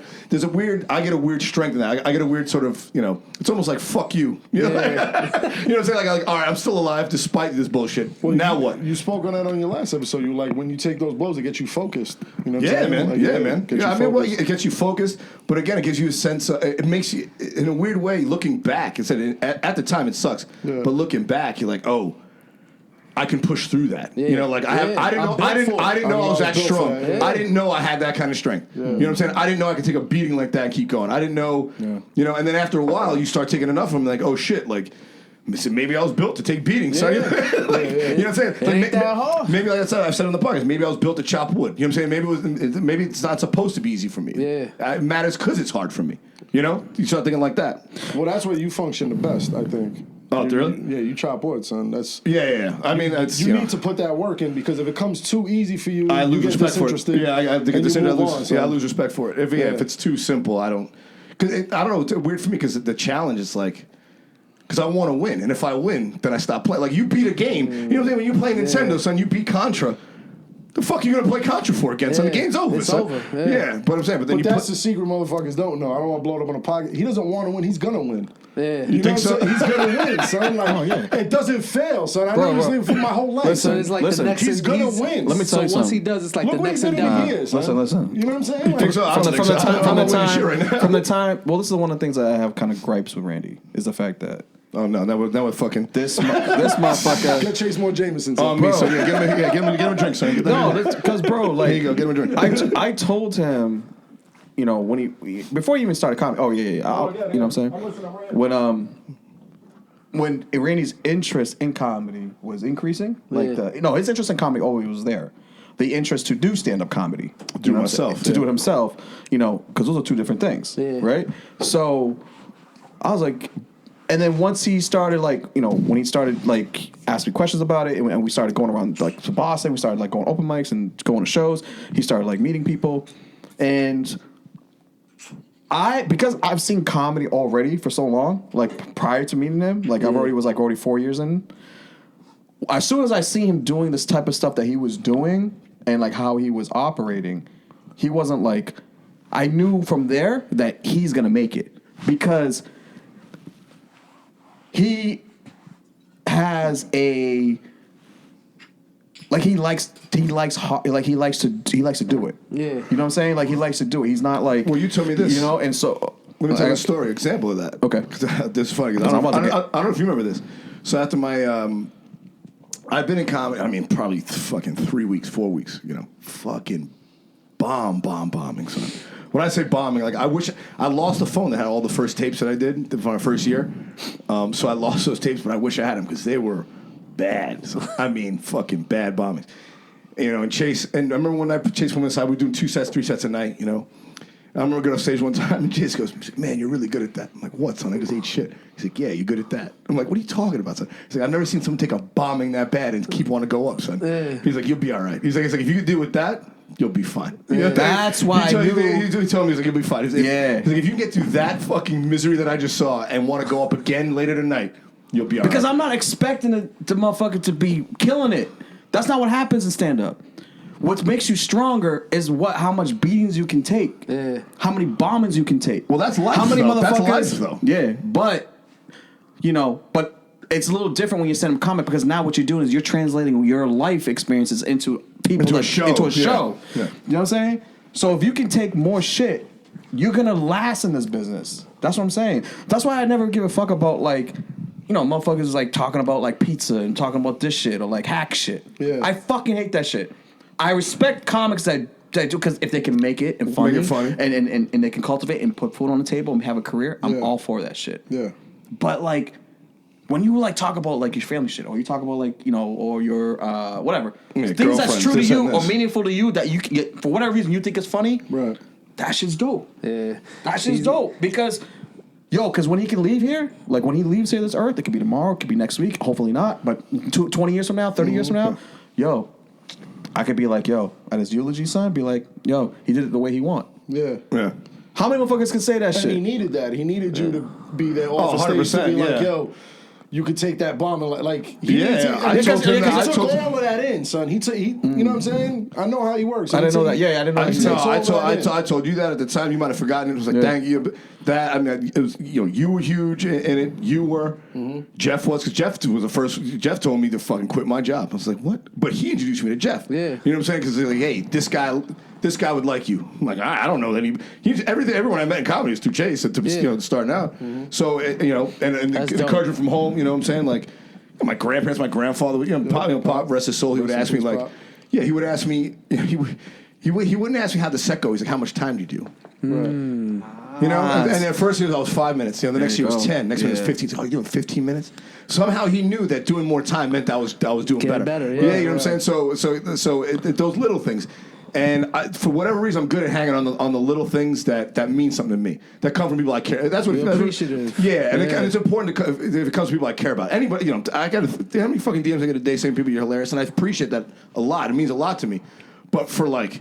You know, if the people that see behind the scenes, yeah, man, if a comic that I respect is in the room and watched my set and was like, "Hey, that was funny," that goes a long way. I remember Corey Rodriguez. That's what we live for. I don't give a fuck what any comic says. They can bullshit that shit. Yeah. Stand-up comedians, I don't know how it is, and we'll get into the music part. We'll get into the music part later. Yeah. But as far as stand-up comedy, I don't give a fuck what anyone says. We live to do this to get also the respect of our peers. Right. Yeah. Fuck that. Absolutely.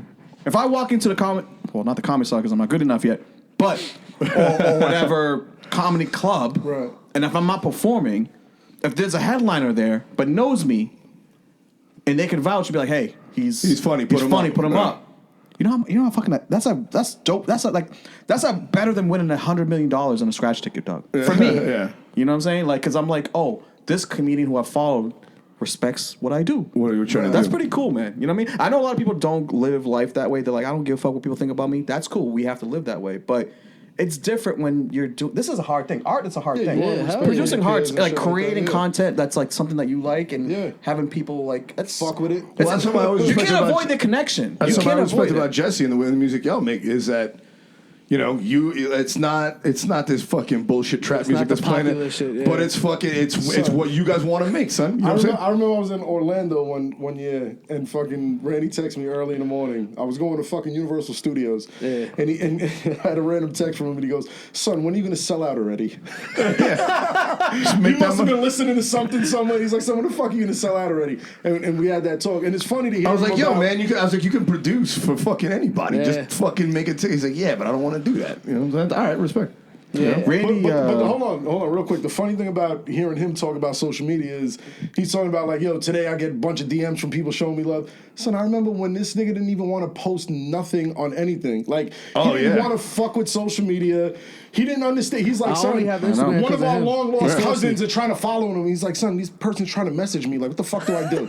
You know what I'm saying? To see how far he came now with all, you know what I mean? It's over time, he's definitely got like more just comfortable with the fact that people like. Well, I didn't tell my name. You go to the early podcast. You listen to episode 2. Listen to episode 2, son. It was I wasn't giving out my last name. It was only a year into the podcast. We're going on it'll be 5 years in Chase. 5 years in January, Chase. 5 years in this podcast. We haven't missed a fucking. This is the most committed relationship I've been into in my life, son.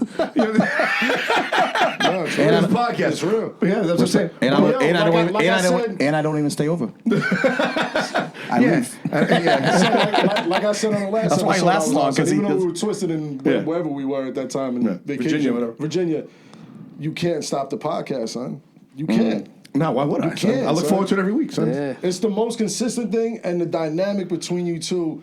I think both of you still don't get it, son. No, you just do it, but you don't see it how we see it. You know what I'm saying? Like it's a different perspective the way a listener sees you two. Yeah, I will say this though, if it wasn't for the podcast, like if it wasn't for this podcast, right? Like I wouldn't have been introduced to different ways of possibly thinking about certain things. Well, that's what I love about it. And that's what I like about it, because dude, for like 9 years, bro, I was just doing this shit. Like 8 years, dog, like by yourself. Like this was a solo game for me, bro. Before I met Randy, before this, no, doing stand up. Stand up, like being in the comedy world, like.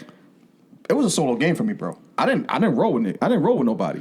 I did everything. All the success or shit that I did was based off everything that I did by myself and just grinding and whatever. I had friends and I made relationships, but I didn't have like someone to be like, yo, man, like. Yeah, a partner. You've been hanging out with nobody. Dude, there's like fucking 10 black comics in Boston, son, and they're all struggling for the same one spot on the show. You know what I'm saying? Like, you know what it is? That's how Boston is. You know what I'm saying? Still to this day. So that's crazy. Yeah. So when we met Randy, I was like, okay, it's cool. We got a guy that's same age, likes the same music. We come from the same kind of But situation. Totally, probably different life experiences to a degree, but not. but not. Yeah. That's a fucked up part. That's his best kept secret. That's what people. Cats in that barbershop are looking at him like he's a square. They have no clue, son. He's very comfortable in those surroundings, son. I'm more comfortable. He's very comfortable in those surroundings, son. You know how many times Go open that door for that. You know how many times you go open the door for him. So that's my people. Bring him in. And I fucked up, right? You know that was me. It was me, right? I fucked up. I fucked up. I fucked up. See, I fucked up. My fault, son. My fault. My fault, son. I'm retired, so my fault, son. My fault, son. Real shit. Yeah, you put me on. He knows what's up, right? I fucked up, son. Yeah, I be wildin'. Chase was alerting. I was wildin'. And Randy was comfortable. I'm in the back still as much as I can for these guys. I was like, yo, there's way too many niggas in here, son. Randy comfortable and Chase is alert. He's just like, I don't handle himself, son. He handle himself if it goes down. So yo, son. I fucked up, son. That's a sign of a man, son. You gotta. I fucked up. I'm wrong. Randy, I apologize, son. Thank you. I've seen too much shit. I could see things happen. Like I've seen it, so I try to avoid it. You know what I'm saying? Yeah, except the road rage incidents. Then he'll jump out of his car like a maniac. Oh yeah. Wilding out. Yeah, I'll be wilding. Anytime he's got a worse temper than me, son. You know, we talked about it on the podcast. I'm very patient. One time he wanted to smack this guy who was running a show in Boston. I'm like, nah, man, let's not do it here. We'll wait. We'll get him 3 days later, son. No, I was like, we'll rob him. We'll steal his car. The whole thing. No one will know. And he goes, are you serious? And I'm like, I'm fucking dead serious. It's like, you do it right now. You're a black man in Boston. We'll get arrested. We'll catch him outside of work. No one will know what the fuck happened. You know what I'm saying? Like, we'll fleece him. He's going to win, son. There you go. They go to Queens. He's thinking about it. They go to Queens. So if you want to do this, let's do it right. You know what I'm saying? He'll just disappear. No one will see him again. Let's make sure this is premeditated. I don't do impulse. I don't do impulse. That's what we lose. See, that's what. I don't do impulse. Because I would get mad at him. I would get mad at him. I'm with you, son. I'm with you, son. Yeah, I'll wait. I'll plan on you, son. I waited 8 years to get somebody back. A vendetta, son. A vendetta, son. Oh, Press. Nothing feels better than a vendetta, son. Press. It's like, Press. I'm with the shit, son. No. It's not a problem. I'm with the shit. Prez is a piece of shit. Yeah. If you think I'm joking, check my phone. I got a list. I got to show you. I got a list on my phone of people I got to get back, son. I got to get back to you. I got people out from the internet that don't even know me. I'm like, this motherfucker's going down when I get to it. This booker, this fucking comic, this guy. I got a whole list on my phone. I got one. I'm like the guy from Billy Madison just crossing out laser lipsticks. Yeah. I have one that got away by the skin of his fucking teeth. And he knows. I was give me his name later. I'll get him. Plotting on this person for years. I said, oh, it's over. Had him, right? Had him. He thought we were... Yo, this dude used to hug Prez. Yo, my brother. He thought we were the best of friends. I used to be there and watching him be like, oh my God, this guy doesn't know. He had no idea. And he, by the skin of his teeth, the universe looked out for him. They blessed him, son. And something happened that freaking it's all right. nature. It's all right. You got time. No. You have to, time is on your side. No, it's not even that, though. Man's in a whole nother state now. It's all right, son. No, you might have a family back here. You never know, son. You know? You gotta understand something, though. There's a reason why that happened. Here we go. There's a reason why that happened. Chaseism. It's about... Trism. There's something... Exactly. This is some trism shit right now. It's about time, right? The variable of time is the most, like, it's the best ammunition you can have when you go forward with somebody. You got to allow time to let it happen, because you never know. Time can go on, right? You still got those thoughts in your head, right? About the motherfucker. That motherfucker probably could change. Yeah, I'm hoping to conjure him up. He could conjure up, but that motherfucker could probably change in that time. And the next time he sees you, there's a probable chance he could be like, yo, man, my bad, dog. Like, that would literally have to be the first words out of his mouth. Yeah, it would have to be saying, man. Yeah. Do what I want to. Oh, because he already knows the vibes already. Yeah. So he has to come with that. He doesn't know. Oh, he doesn't know? He thinks we're best You know what? friends. You know what, though? I have had that, though. You gotta let him know. Where someone I had a fucking problem with, and I parked it. After a few years, they're like, hey, man, I saw him again after, actually, I was at a fucking Brown reunion thing. At a school reunion thing. It's like, hey, man, by the way, that shit from back then, I really fucked up. I'm sorry. You know what I'm saying? Like, oh, all right. Because I was ready to get him. You know what I'm saying? But he came and was like, hey, man, listen, I was really fucked up on drugs that time in my life. I fucked up, blah, blah, blah. He gave me the whole, and he, like, apologized, and, like, you owned up to it. I'm like, all right. But, so Chase is right. 9 times out of 10, you know, they're not going to remember and you can get them. But 1 time out of 10, they're like, oh shit, hey man, I really fucked you over back then. Oh, yeah. You know what I'm saying? Like, if you all right. To that, then I'm not. You can't bring it to somebody that don't want it. You This know dude what I right mean? here. Because Fuck out of here, son. My brother telling me something. Come on, son. No, if you tell me something, yeah. I'm petty, Come man. on, son. I'll plan that shit out. I'll play it so.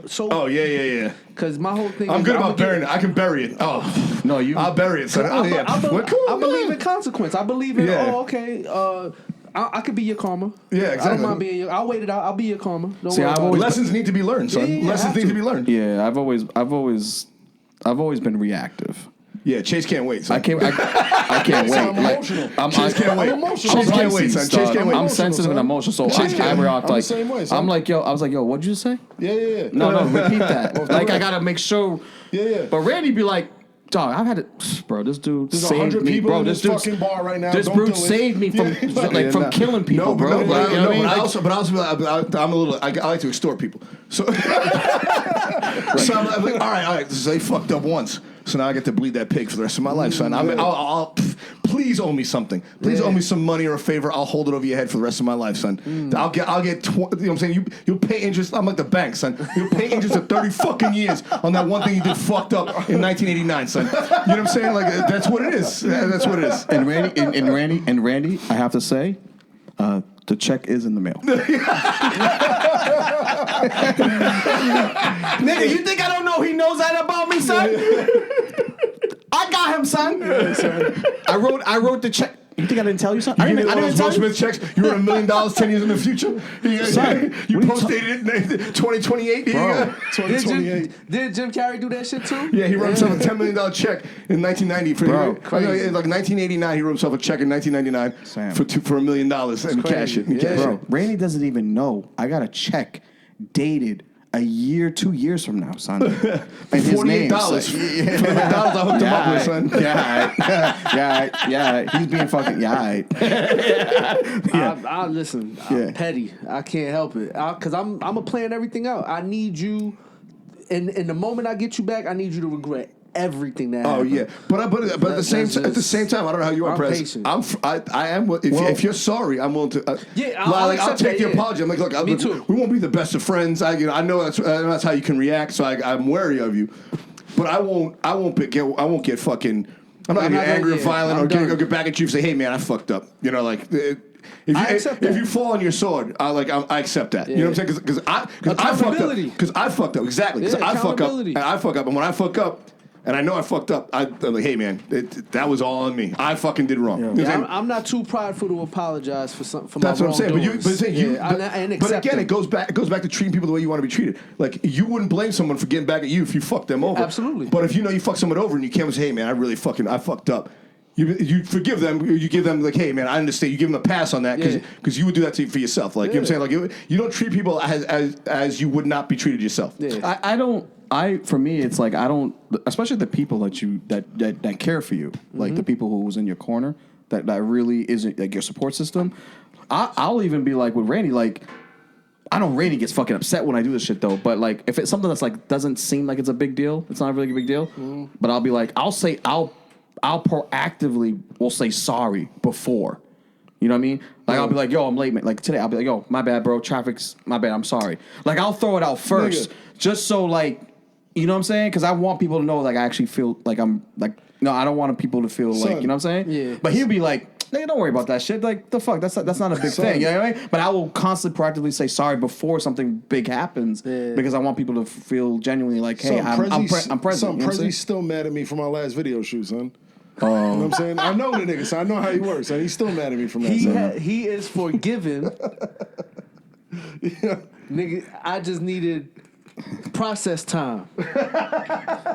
Yo, first off, I feel it. I'm like you, dog. This is my brother, so he knows like he never gets. But you know, like forgive. Like I just learned this at 39 years of age, dog. I just learned this year. A therapist told me this, and I didn't even bother him for 3 weeks. We didn't tell him. But bro, I don't even do therapy, bro. Like I never go to therapy, but a therapist told me this. He goes, fuck no, nigga. He knows that. Yeah, I mean, it is true. It is true. You do this every week, Chase. This is every week, son. But I don't need, why the fuck would I play the man when I got the man right here, son? What are you talking about? So, you know, Randy goes to therapy for both of you. And he gives me weed. And he gives me weed, dog. The fuck I'm going to therapist just give me no, I ain't get nothing out you, son. You ain't gonna show me love, son? This nigga show me love, son. Yo, peep it though. So I'm like, yo, this is what I learned though this year. I'm like, this is I couldn't believe it connected to me, dog. This is why I'm like, yo, I don't know shit. Each year I get older, I'm like, I don't know anything. That's the great thing about getting older, because you always can learn things that you don't know. Well, you realize you keep learning. You keep learning, bro. You taught me. So I'm like, yo, this therapist was like, yo, he goes, forgiveness doesn't mean, like, not forget. Forgiveness doesn't mean trust. Yeah. I'm like, what the fuck is he talking about? Because I always thought if you forgive someone, then you automatically, by default, have to trust them back. He's like, no. He goes, forgiving people for shit that they've done, it's not for them. It's for you. So you don't hold that resentment and bitterness. You cut that loose. You cut that loose. You don't. He has to earn that trust back if you want him to do that. He's got to earn it back. Trust has no. It's not an equivalent to fucking forgiveness. Yeah. It's just that's a process, right? Mm-hmm. So, but forgiving is mainly for you. So I'm like, oh shit, maybe damn, I got a lot of fucking forgiveness to give, dog. My whole process, like, with me and him, for instance, I know him as a person. So if I get annoyed or pissed off at something, that's just that moment. You know what I mean? I can't. This is our first time speaking after 3 weeks of the last shit you got to tell from. Yeah. Fuck y'all arguing about, son? No, we wasn't arguing. No, it wasn't an argument. We didn't even talk. We just knew. Yeah, we just knew. You just knew. I had got pissed. But I can't. Well, I'm glad I can bring y'all together. I'm like fucking Oprah right now. Y'all want to hold hands? I'm Dr. Phil, son. But I know him, so it's like, yo, I can't hold that shit again, because he didn't do nothing malicious to me. Yeah, you know friends. You fucking you get angry sometimes. So I said, all right, when I'm done being sensitive, I'm gonna hit him up, and that's exactly what I did. Right? Yeah. FaceTime me. Yeah, I hit him. I just called him like it was good. You know what's funny? Yeah. This motherfucker we didn't right speak here. about anything. Yo, he's good. Nah, you never talk about that shit. About nothing. There was no need to, because I know that's an isolated. We been at each other's throats. I told him that. I told him the story about Arizona. I was yelling at you in the car. The Arizona one. That was probably the biggest one. I know, but I'm saying, but again, we were late, son. I'm like, yo, we're late, and you're like, yeah, I'm having this cigarette. I'm having a little conversation. But again, I snap because that's what I do. You know, like I like being on time. Right. He was doing what Chase does, fucking being chill. And then we talked it out, and I was like, yeah, man, I'm just trying to get us spots. Right. He's like, yeah, you're right. Yeah. All right, let's get in the car. And then we got in the car and drove to the spot, and it was fine. Right. You know what I'm saying? It's one of those things, like, it doesn't, like you said, it's not a place for maliciousness. But wait, I got angry because I cared, because I wanted him to come with me. You know what I'm saying? It wasn't like I was yelling at him for being fucked up. It was like, dude, like, let's go. And he was just doing his Chase thing, making everybody love him and fucking being popular. So I got to cut him slack. So he cut me slack on me being anxious, and then we got to the gig, and it was fine. But it's one of those things, like, you can't fault people for being themselves. Exactly. You know what I'm saying? Especially your friends. Like, you know that's how your friend is. So you got to I had to relax, he had to relax. You got to control that shit. That's why I didn't, I'm not going to take that out on him, because I was like, yo, I'm pissed. But I know he had no malicious intent. So if I start, you know, verbally attacking him and shit like that, it's like, I know better than that. I know him. And I still blame that nigga, son. Yo, that nigga told me to show up early with alcohol, son. You know what's gonna happen, son. So but look, that's why I couldn't. That's why I couldn't even be mad at you, right? Like that's why I was like, yo. Trust me. That's why I felt bad getting mad at him. I was like, yo, I was like, Chase is late. Chase is always late. What the fuck am I about? I should have known. I should have got him out of the club 10 minutes earlier. I fucked up. You know what I'm saying? At the end of the day, I fucked up. Well, he likes to have a good time. I know that. I knew it was going to happen. It's right. I like my man likes to have a good time. I should have known. Yeah. It was both, like, our, you know what I'm saying? Like, I need to. I know my faults. I know exactly what things I need to work on better, right? But it's interesting. The things I need to work on better is the things that actually make things happen for me. You know what I'm saying? Yeah. So I cater to my strengths. For me. So it's the same thing for you. So it's like, I'm smoking a cigarette and I'm talking to the dude, you know, trying to like just make sure everything. We leave a piece. Say, hey, I'll call you. You know what I'm saying? Randy's like, okay, we got shit to do. Like, we need to get to the place. I scheduled the thing. So it's like and Johnny on the spot, Randy, getting fucking angry. Like, hey man, we got time. It's time to go. I'm never mad at people. Like, I'll see the for but me. I'm rushing him. Who's to rush Chase? You know what I'm saying? Like, he shows up when he shows up. That's I should have known better. I should have lied to him. So the gig was 15 minutes earlier. I fucked up. At the end of the day, I fucked up. Knowing him, right? Yeah, exactly. I fucked up. The gig's at 9:30, not 10. I lied. Same thing. I had to say with him. I was like, I told this man to bring alcohol. I should have known better. Yeah, and showed up at 4 o'clock for a 7:30 shoot. Yeah, for a 7:30 shoot. She's twisted by 7:30. So that's why I couldn't be mad. No, but that's what he's good at. You know what I mean? So Randy's good at that. I was just like, no, I'll get mad, but I'll apologize quick. No, if I'm wrong, I'll apologize quick. He'll tell you. I didn't even take it out on him. I was just like, we didn't talk. Yeah, I was just like, yo, I'm gonna chill. I'm gonna hit this. I'm gonna hit him up because it's not his fault. I know him. I know he's gonna have a good time. In that parking lot, when I was yelling at him, 10 minutes later, I was like, hey man, I'm sorry. I should have known better. You know what I'm saying? That's my bad. You know what I'm saying? And then we drove off and we made up whatever was fun. Yeah. No. It was like, no. It was like a long form argument from the time we left from the first show to like to all the way to the second show. It was just like that's quick for me. It was like, you know what? That's quick, right? Yeah. For me, son. Yeah. For me, it's like Randy don't argue too much, son. Yeah. No. He was arguing to me like for the whole time. Nigga, what? Nigga, I'm gonna let this nigga talk to me like that, nigga. No. So you gotta think about but listen. We're close. That's why. If he wasn't my friend, I wouldn't would have done what Prez does. I would have been like, all right, and I would have kept in my head and not say anything to him. I'd be like, that's not who I want to be a friend anymore. No, but I want to talk to him. Also, Chase, if I didn't really care, I'd have peeled out of that parking lot without you. I'd have been like, you'd be like, yo, that's on him. No, this is how. I threw my girl out of my house, son. You stayed in my car. Yo, son. You know what I'm saying? No, this is when I know. I threw my own girl out of my house. I kept you in the car. So that's where you stand. This is you're more important than my girls. There you go. In another state. I'm gonna add another one. Yeah, in Arizona, somewhere neither of us live. No, I'm gonna add another one. I'm gonna add another point to that. He's right. Because you know why? To be honest with you, he could have left. Because he has. But I'm not gonna leave him. But I brought him out there. He's come with me. I'm about to tell you something, son. He doesn't remember this though. I told him to leave. Because I was like, nigga, go. I don't give a fuck. I don't need you. It's like, get in the car. I was like, you go. I'll get there. Like, I walk by the old beat of my own drum. I don't wait for nobody. But this nigga didn't leave me, dog. So it was like he was like, no, because he could have. If he was like any other motherfucker, like there was just like, this is how he's gonna act. I'm gonna leave this dude. You know why? He didn't leave me. He didn't leave me because he put his name on the line for your fucking name on the show that night, son, and he wanted to make sure business was handled, son. Yeah. You had to fucking show up. He needed. No, I think there's a step before that. Even before that shit. I think before the business of it, it's the fact that he really considered me as a friend. Of course, that too. But I'm promise you, that nigga considered business first, son. He wanted to make sure business was handled, son. No, I know. I know. He told me that. Yeah, I know.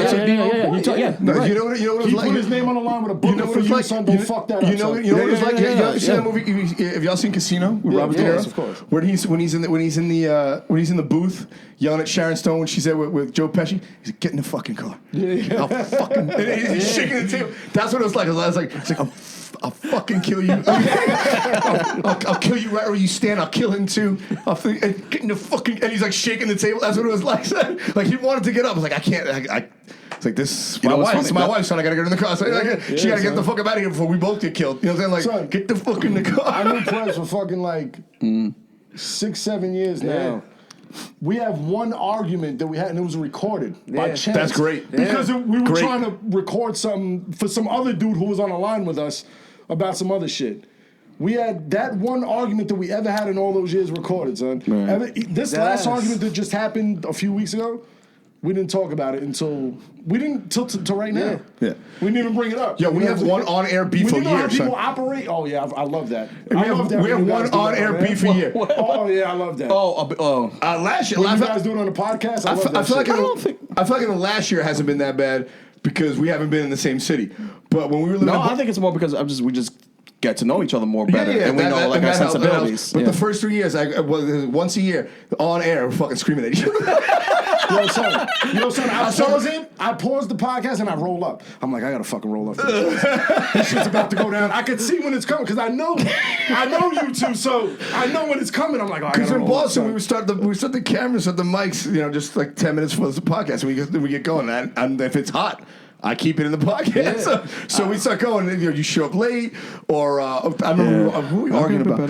We've argued about like somebody disrespecting you on the scene, or me getting fucking moody, or like 1,000 things. Different shit. I remember one time. I think Matt was on the podcast. Matt was on the podcast once. Yeah. There was that thing about he was like something about like it was like you were talking. He was making an example about you was talking but this is me, right? This is because I was smoking and shit, right? So because I have to think. I always have to think. We have a host, right, and a co-host, but not only a co-host that's a friend. Because there's a lot of people who work together. They're not friends, but they do have a good chemistry, working chemistry. Yeah, right. So they for sure they produce good content. But it's different when you actually know the person and you're a friend. So you have to actually you got to think like kind of twice when you're doing when you're working with a friend. When you work with a friend, it's a little bit more different when you're working with just someone that's not your friend. Yeah. Right? There's just it is what it is. Yeah. Because, so he said something, we were talking about subject, and something about he was relating a particular subject with like something in regards to like black people or something, right? And I was like, he said it again, and then for some reason I'm just like, yeah, but all people do it too, It's not just black people, right? So I was like, you know what I'm saying? Because I'm just like, because part of me in my head, bro, because that's how I think. Like, for me, I'd be like, this is how I think in my head. Right. Like, this is how I want to, like, I guess, think of shit. Like, this is why fucking, like, stupid shit in TV fucks up people's brains, right? Because when you follow what the fuck is going on instead of actually listening to what people are saying, right? And you forget you're talking to you're talking to a friend, right? You know what I'm saying? But it's not racial. Well, that's what I'm saying, right? But sometimes I'll be like, I don't want to.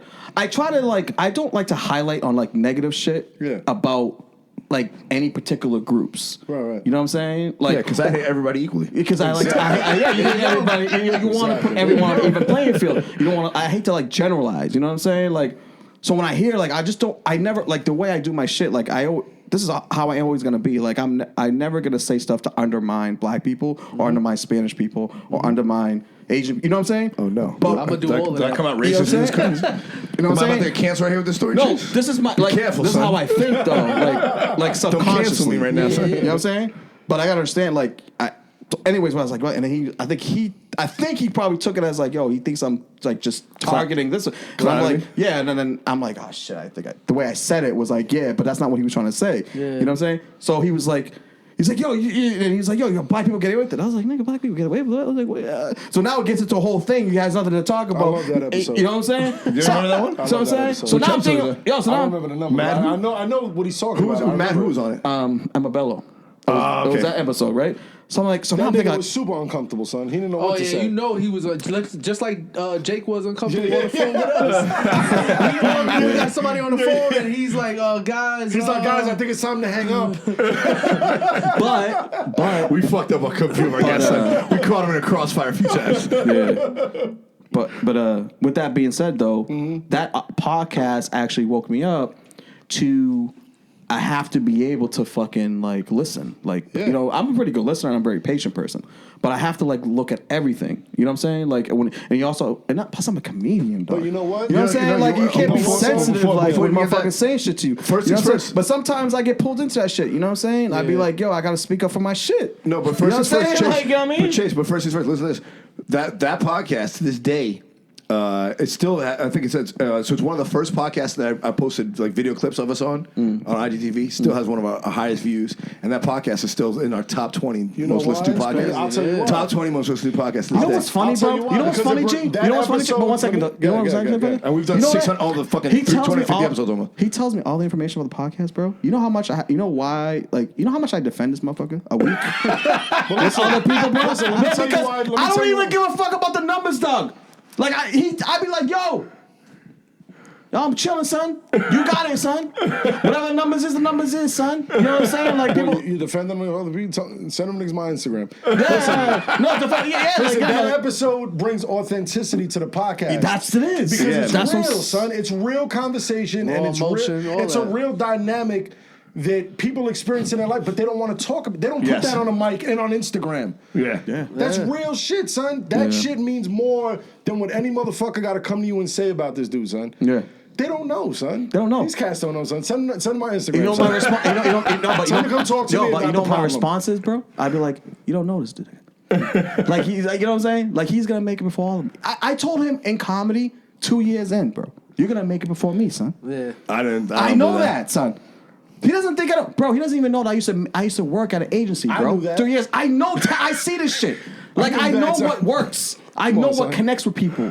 It's not the shit that's bubblegum shit. Like it's the shit that who you are. Yeah. You know what I'm saying? You gotta find your audience. Son. You That's what I'm saying, man. No, they find you. Out there, son. You don't find them. They find you, son. Your way of comedy too is not some Australian motherfuckers be like, "Yo, I love you." Randy's like, "Motherfucker from Australia like me, motherfucker." Like, yeah, man. Shit carries, there's people bro. in Romania. Your voice There's people in carries. Romania listening to this podcast right now. That's There's the biggest audience. I'm telling you right now. Audience, Romania, there's people in Romania. I got people down in. We got people down in fucking in South America.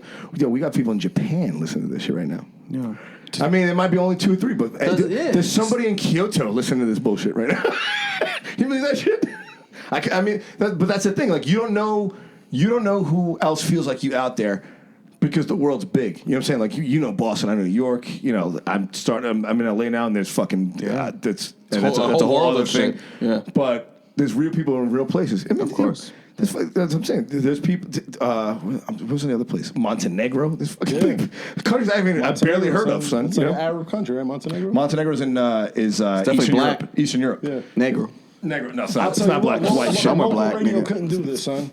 So fuck all the local radio in New York. No, radio they couldn't do this. You radio, couldn't do son. radio. No, Well, even local radio was always that was popular with syndicated radio. You know what I'm saying? It wasn't. Yeah. You know, everyone thinks, oh, it's my local radio show. I'm like, nah, that's broadcast in 48 fucking cities. That ain't local. You know what I'm saying? Like, But I agree with G Dubs. the Breakfast Club and Hot 97 years ago. Hot 97 wasn't.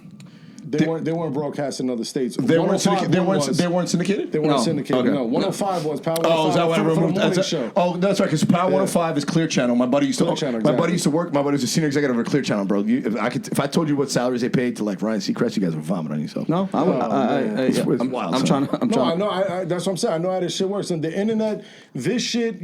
I sent you my Spotify thing for this year and shit.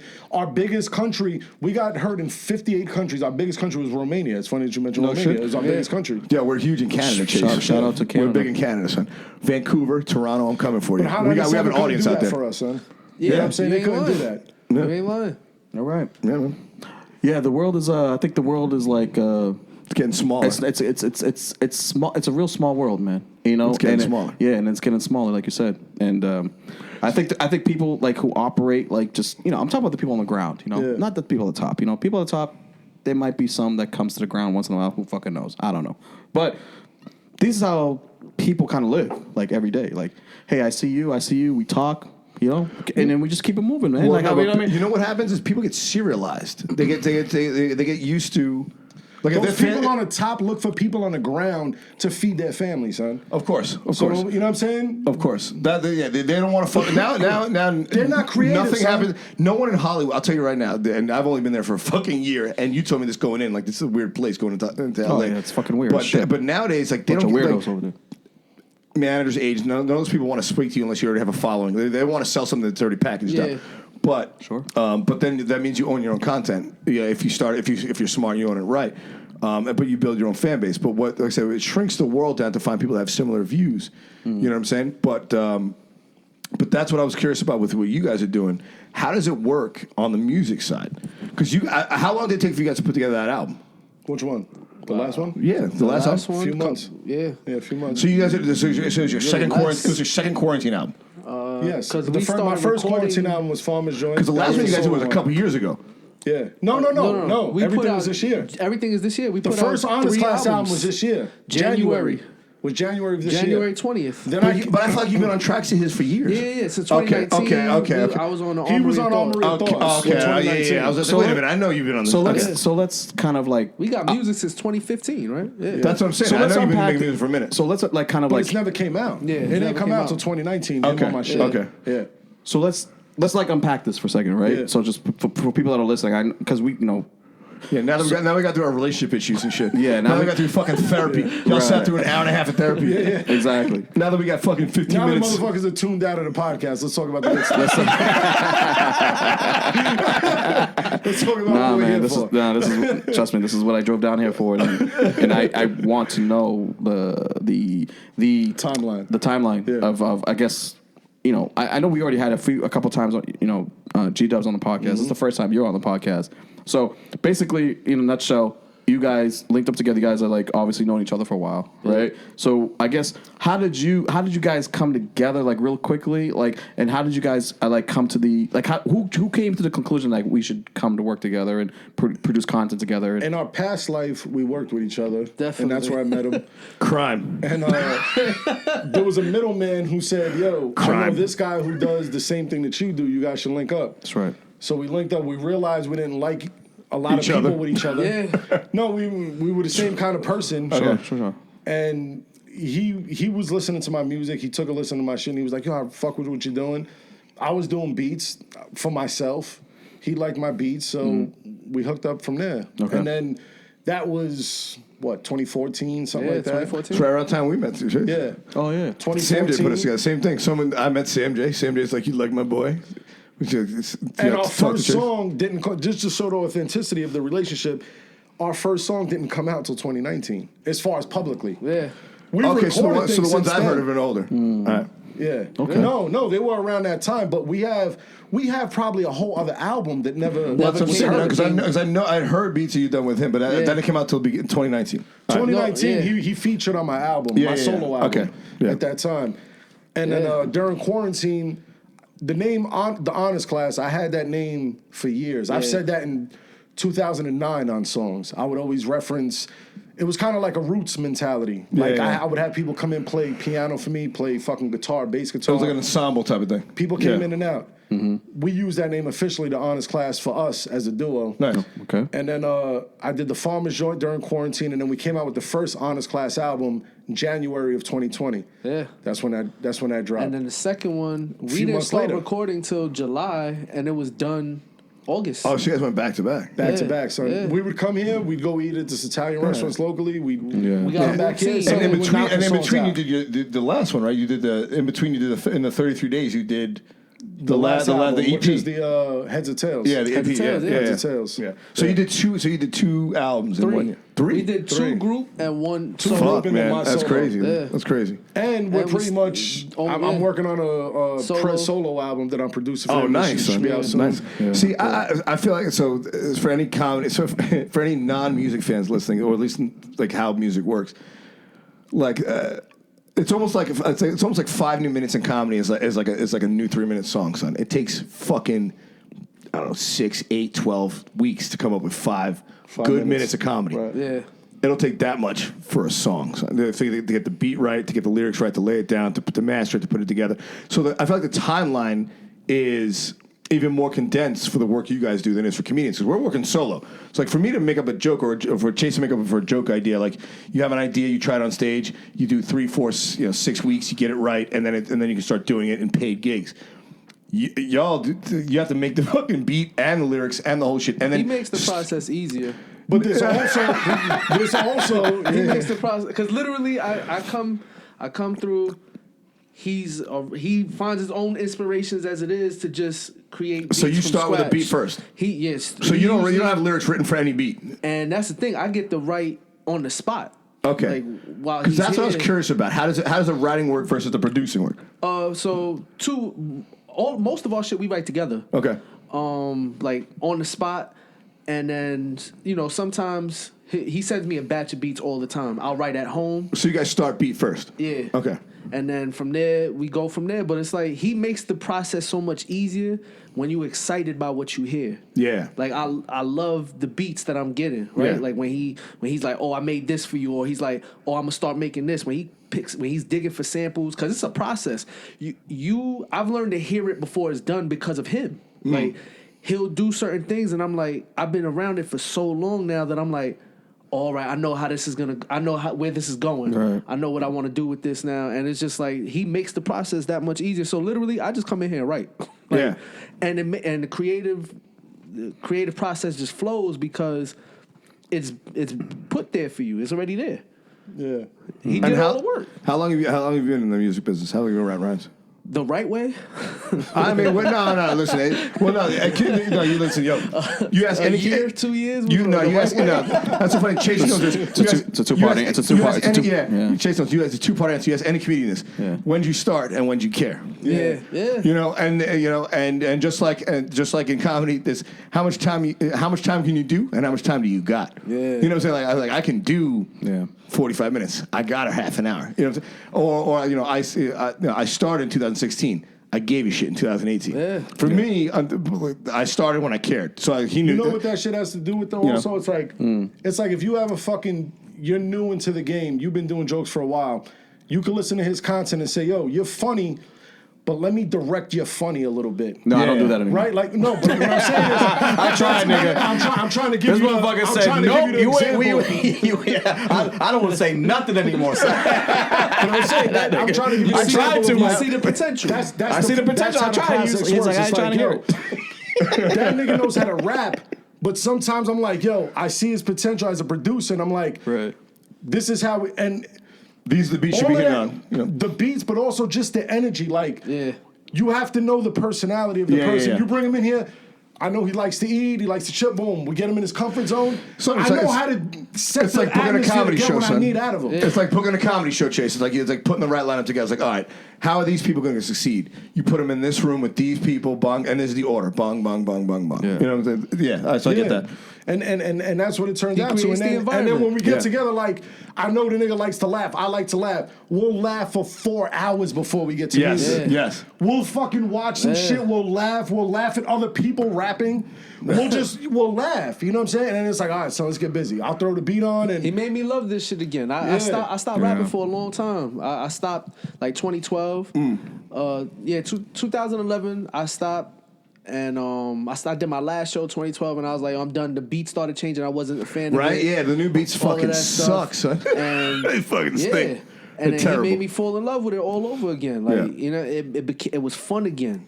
And I was just like, oh yeah. And it's also like a real chemistry. It's not like he knows me. Like, I don't like people. Yeah. So therefore, but I love music and I love hip hop, and it's like I just want to find people that I know are like good people before they're good rappers.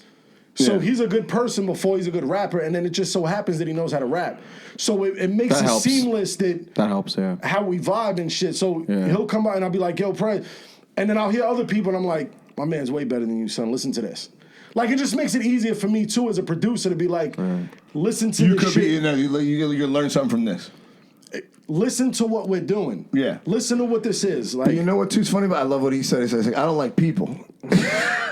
Neither do I. I don't like groups of people. Groups of people. At all. They have shepherd mind. You know, but individuals, you give me an individual all day, son, I'll talk their ear off. So you're like, oh, what are you know, what's going on in your life? It's funny he said that. But that's the kind of music you guys are making. You guys are speaking to individuals. You're just trying to get it out to people. Yeah. Because that's one of those things, you know what I'm saying? He's also very similar in a way of, like, he's a loyal person. So if I tell him, yo, like, he knows to this day, like, son, I don't ever want to hear you rapping on some other dude's beat, son. Like, this is not what we're doing. This and is so I'll show you DMs close, me telling people, no, thank like, you. this is very organic. We're trying to do you a favor, son. No, we're doing each other a favor, not just me. Yeah. But we're doing each other a favor because a brand here. I know what he has, I know what I have. Like, son. This is so close-knit. This isn't for everybody, son. This is for us, and we're going to set the standard. That's what this podcast is about. Set the standard, that's what this son. is about, son. I mean, at the end of the day, nobody could say, like, yo, son, this. I got this, I got a Dubs beat. Nobody got shit from me, son. Yeah. So one other artist has something from me, and this is also somebody he knows. I make sure I make the circle click. Yeah. This is in this circle. This is all we're doing right here. Yeah. It's not for everybody. It's very organic. That's why it's the honors class. That's Yeah, no, that's what I love about it. But I'm saying, that's the thing about finding your audience. You guys are spending the time to find your audience. You know what I'm saying? Randy, this is cool because like it's actually refreshing because like you saying that and you saying that is cool. Talking about the creative process and the steps, getting to that point. But even before getting to the music part of the content, you guys have like a relationship even before that. And we're both petty. And the thing is, and we're both petty, son. You both owe each other money. Son. Prezy ain't fuck with me if I'm on a song with somebody else, son. Well, it's crazy because like he's like, that nigga's whack, son. That shit gets skipped. If you ain't in the circle, I don't know how that happened. I still listen to Preface Disaster. Give him a break, son. Yeah. I still like Preface Disaster. There's some fucking bangers on that. Well, the thing is, like, Randy kind of like, in a way, like, without him even like realizing it, like he would say like, listen, it's cool that it's cool that it's cool that you know people. It's cool that we know people. Yeah. It's all good. We can still work with everybody people. Eats, son. Everyone eats. Yeah. But my man, we got our own shit. We got something else. Yeah. We got some. No, this is ours. This is our shit. Like, this is ours. We gotta build our own shit. 2 hours every week is it's ours. Cool to be cool with other people. 2 hours every week. 2 hours every week belongs to us. Son. Yeah, that's what it is. This man created something, invited me to it with open arms. My job is to add to that. Yeah. And take it serious and be loyal to it, right? And it's like, yo, I've gotten so much from it. I've gotten so much from it just me playing my part. Mm-hmm. He opened it to me like, yo, listen, this is what I already plays did. their part, son. Yeah. That's what I did. I feel like the same way you do because Randy was like, Randy provided the stuff. He brought it. As much as Chase thinks I provide him, son, he provides me with. I would have been in this game, son. You know what I'm saying? No one believed in me before Chase. I don't forget that. Yeah. He introduced me to everyone who means something to me now. The guys who take care of me now are people who he put me on to. Yeah. And we're all friends with collectively. And they know that. They know that too. Jeff, Donnell, fucking Dean, all these guys know that. Mm-hmm. So it's fun to build something together when you care. And I think it helps that y'all met each other, 4 or 5 years ago when you were both in your late, you were in your early to mid 20s, you were in your late 20s. Like I said, it goes back to being older. Like you put all that fucking early 20s male bullshit aside and like, wait a minute, what do I give a shit about? Absolutely. This is the kind of music. This kind of music I want to make. These things I care about. This kind of comedy I want to make. And you sort of circle around that and like, all right, well, let me fucking surround myself with people that see the vision that I'm trying to build on and won't hold me back from that. Yeah. And then the people that Chase and Juice who wouldn't have done that. I mean, the fucking Jeff, you kidding? I'd have told Jeff to fuck. He invited Jeff to my house, son. Matter of fact, you want to go back to old school shit? He's like, hey, you mind if I bring Jeff over? I was like, let me Google this motherfucker. Yeah. And he looks sweet. And Jeff, and I was like, what the fuck's this guy's problem? Is he cool with what's about to go down right now? And he goes, no, trust me, Jeff's cool. So on his word, I brought him upstairs. Right. And sure enough, we all became friends from that. Yeah. Same thing with Donnell, same thing with Dean, same thing with everybody else. Like there's 1,000 other fucking comics, Yep. And that's the thing. You want to surround yourself with like-minded people that give a shit about the kind of music, art, comedy, whatever it is you're trying to bring into the world. Give a shit about. Yeah. Because life's too short to be fucking to be rolling around in shit with pigs. You know what I'm saying? Like I'm not knew who I was from very early. I'm not rolling around with pigs, son. I'm not doing it. Feel weird about it. Yeah, exactly, son. Like, exactly, son. Don't make me feel weird about who I am, son. Exactly, son. I'm not rolling around with shit because I'm done with that, son. Yeah. I've had my time in the fucking trough. I'm fucking over it. Yeah. I treat everything he does is our shit to me. Yeah. So I treat his shit like it's mine. You know what I mean? So I tell him, son, it's we, son. It's we. Everything. His album drop, it's like, yo, what do we need to do? Oh, yeah. What do you need? What more do we have to do? This is when I knew like I could trust Randy. Like this is the time when I could trust Randy. Because I'll be real with you. I know a lot of motherfuckers, son. I dealt with a lot full of of shit motherfuckers. But I dealt a lot of full of shit motherfuckers. Exactly. So I could see full of shit coming a mile away. You know what I'm saying? But when I met Randy, he's from Queens, son. He's authentic. Authentic, son. You know what I'm saying? It's a fact. I know. So I was like, because I know. At first, I was like, all right. Sometimes this is you may not hear me. I gotta speak freely. Sometimes where I come from, like, I gotta test a motherfucking temperature, son. Mm-hmm. I gotta see how he moves. All right, he's just here for the fucking. You know what I'm saying? Yeah. When shit's good, all right, I'm cool. You know what I'm saying? or is he really? He wants to do it. You know what I'm saying? That nigga will go back to his high rise and chill, son. Yo, son. Don't those shit. Oh, that's what I'm saying. Yeah, he was official. Son. He was official. I had a good life. I remember son. the first time I met you. Yeah, he didn't give a fuck about me. Like he's good. He got a career. I had a good life. He got a career. Yeah, he was fine. I heard the stories. I had money Now one that I time. met you, I can't wait I to had tell plenty you of the money. story. Yeah, he had. I mean, Yeah, I heard the stories. I listened to the I didn't know. podcast. You know what I'm saying? I didn't know. Like, I didn't know his like the personal stuff too much. Yeah. You know what I'm saying? I just met him at face value. Like, you know what I'm saying? For like, I don't know what he was doing. Like, kind of, but I didn't really know. Like, or where, you know. But I had to take it. I had to kind of be like, you know, take a personal temperature because I was solo for a long time. Yeah. You know what I'm saying? And I was already making moves. Yeah. You know what I'm saying? But I thought in my mind that I thought I was making moves. You know what I'm saying? Yeah, I knew motherfuckers, but I wasn't really. You know what I'm saying? Mm-hmm. And then when I met Randy, he was like, all right, cool, man. This dude's like, he's chill. He's, you know what I'm saying? And then once we started like being friends first, right? Because we had to be friends first, right? Yeah. And then we built a relationship. And then we progressed. And then, you know, we had a show idea. I told him about it. Boom. He said, let's do it. He's like, let's do it. I want to be part of it. Boom. You know what I'm saying? I had another motherfucker that like, I had another motherfucker that was like down with it. Yeah. He didn't really give a fuck about comedy. But he was backing me, like, you know what I'm saying? Yeah. But he didn't give a fuck about it. Like, he didn't give, like, I was producing shows at that point. I was just executive producing shows, meaning I was funding it and doing the legal work and all that shit behind the scenes. All the behind the scenes shit. Every time, if anything had to deal with like what we were doing, the business side, he wouldn't just answer it, even though he had the right to, because he was the executive producer. He always would include me in the shit. Emails, texts, conversation. He's not leaving me out of nothing, son. That's when I knew. It's your idea, son. I'm not gonna fucking run you. That's when I knew I could trust this motherfucker. You know what I'm saying? Because a lot of motherfuckers that could be. There's a lot of motherfuckers that got bread. There's a lot of motherfuckers that got bread that be like, yo, motherfucker, I got bread. I don't need.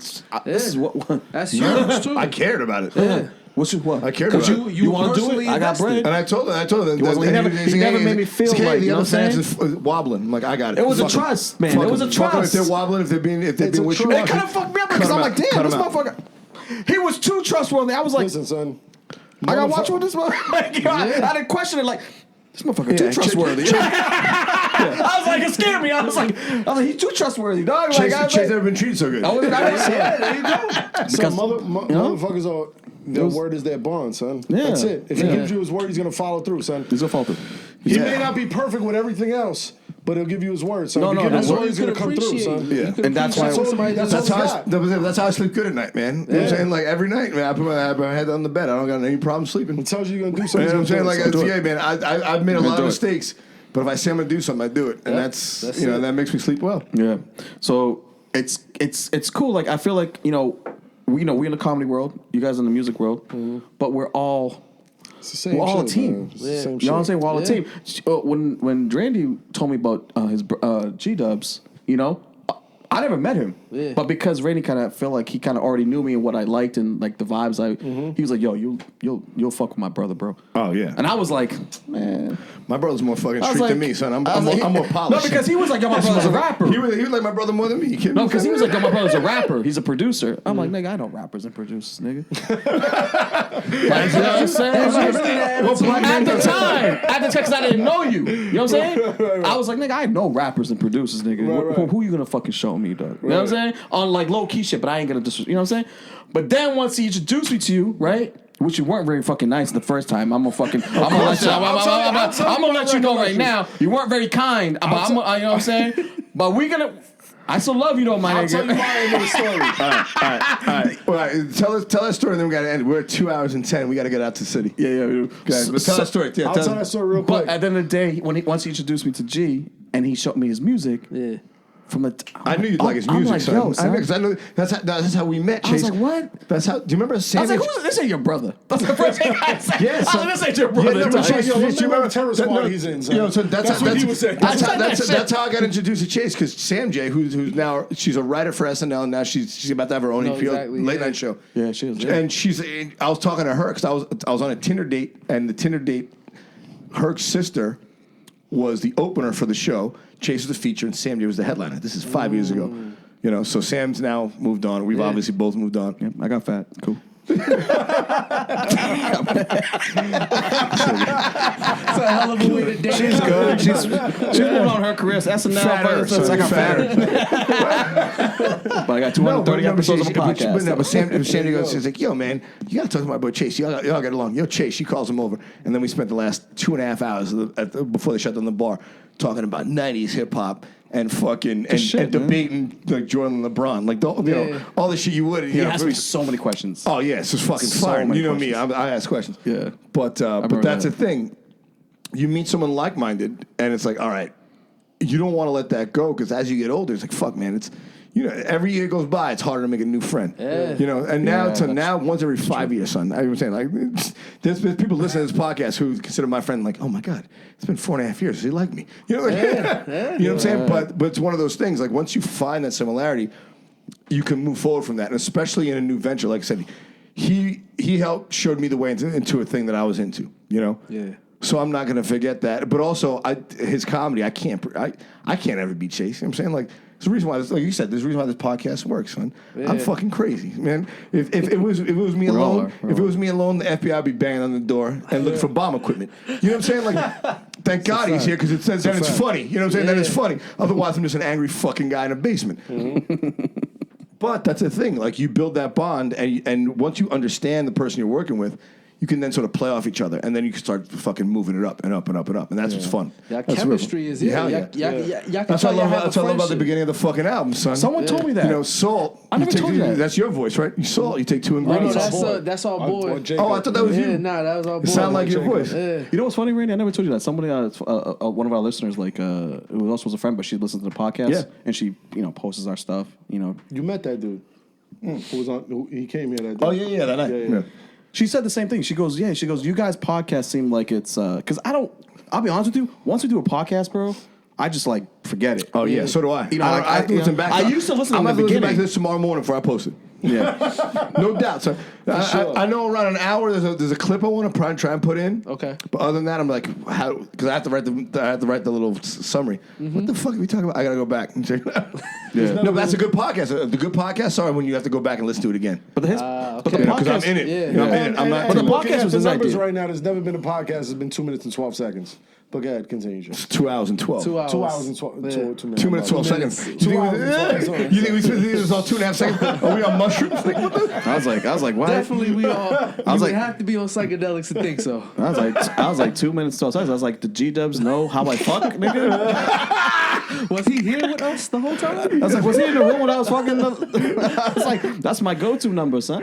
That's his high water mark. 12, son. Chappelle got That's when you doing good? Son. That's when he's beating it up, son. Chappelle he's putting in work. Chappelle got 846, son. I got 212, son. I'm half of that shit, nigga. 2/3 of that shit, son.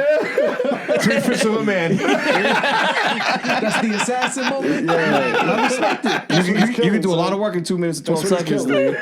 212, bitch. Austin 316? Nah, we good. We don't need 316, son. 212, son. Yo.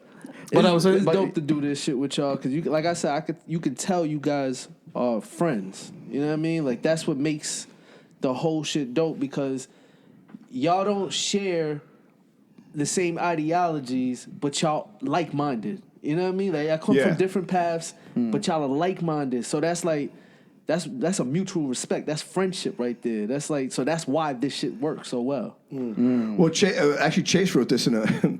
This is the one line. So we had to write a bio so we were going to do the first podcast festival in Boston in like 2 years ago, and John Tobin, who runs all the clubs in New England, he's friends with Chase and he knows me, but neither of us are past at any of the clubs in Boston at this point. The podcast was like 1.5 years in, and he happened to listen to the episode of the podcast. So a friend of ours was on who was in Boston, who's a big comedian. And Tobin follows him, and he's like, "Hey, listen to you guys' podcast. It's really funny." I'm like, "Oh, thanks. I appreciate it." He's like, you guys want to do the first podcast festival? I'm like, "What? Yeah, absolutely.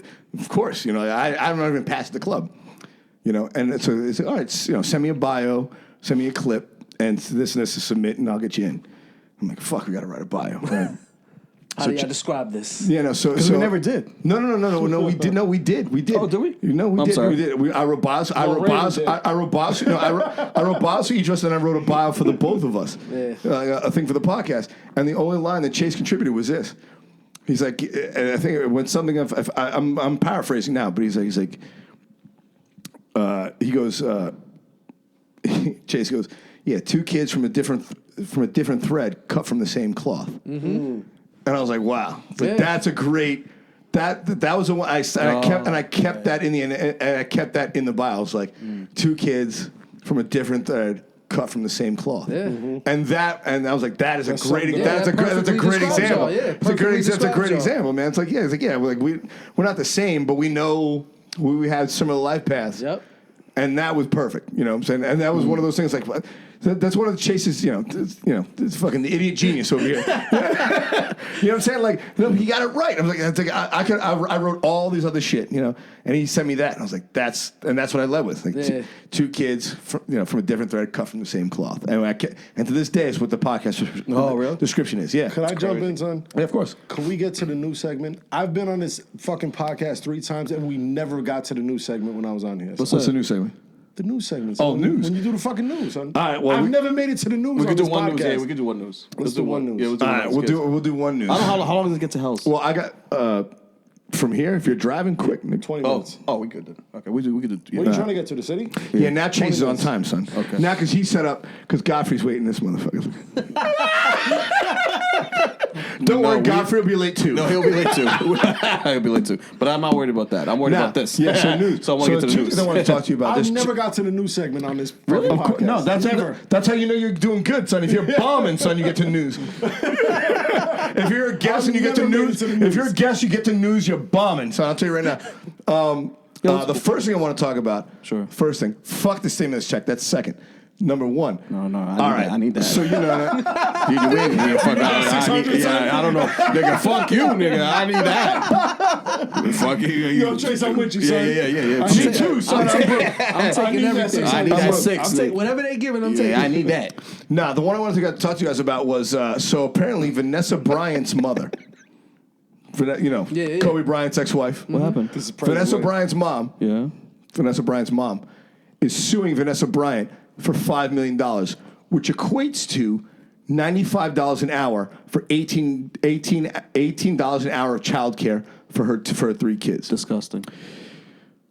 Sorry. No. For watching her grandkids? No, so there's a question I have. This is everything. They actually have a babysitter, So there's a question I have. So Vanessa Bryant is getting sued by her mother. Mother-in-law, Her own natural mother. For $5 million. Okay. Which equates to $95 an hour. Okay. Of babysitting for 10 hours a day for the 18 years that she babysat her kids. Okay. And she is contesting this. Vanessa Bryant, who lost Kobe and her daughter, who's worth $500 million now, plus whatever insurance settlement she's going to get from him dying, plus whatever settlement she's going to get from the death of Kobe in that aircraft, because she's suing the aircraft company. She does not. So Vanessa Bryant does not want to pay her own mother $5 million out of her $500 million fortune for taking care of her kids.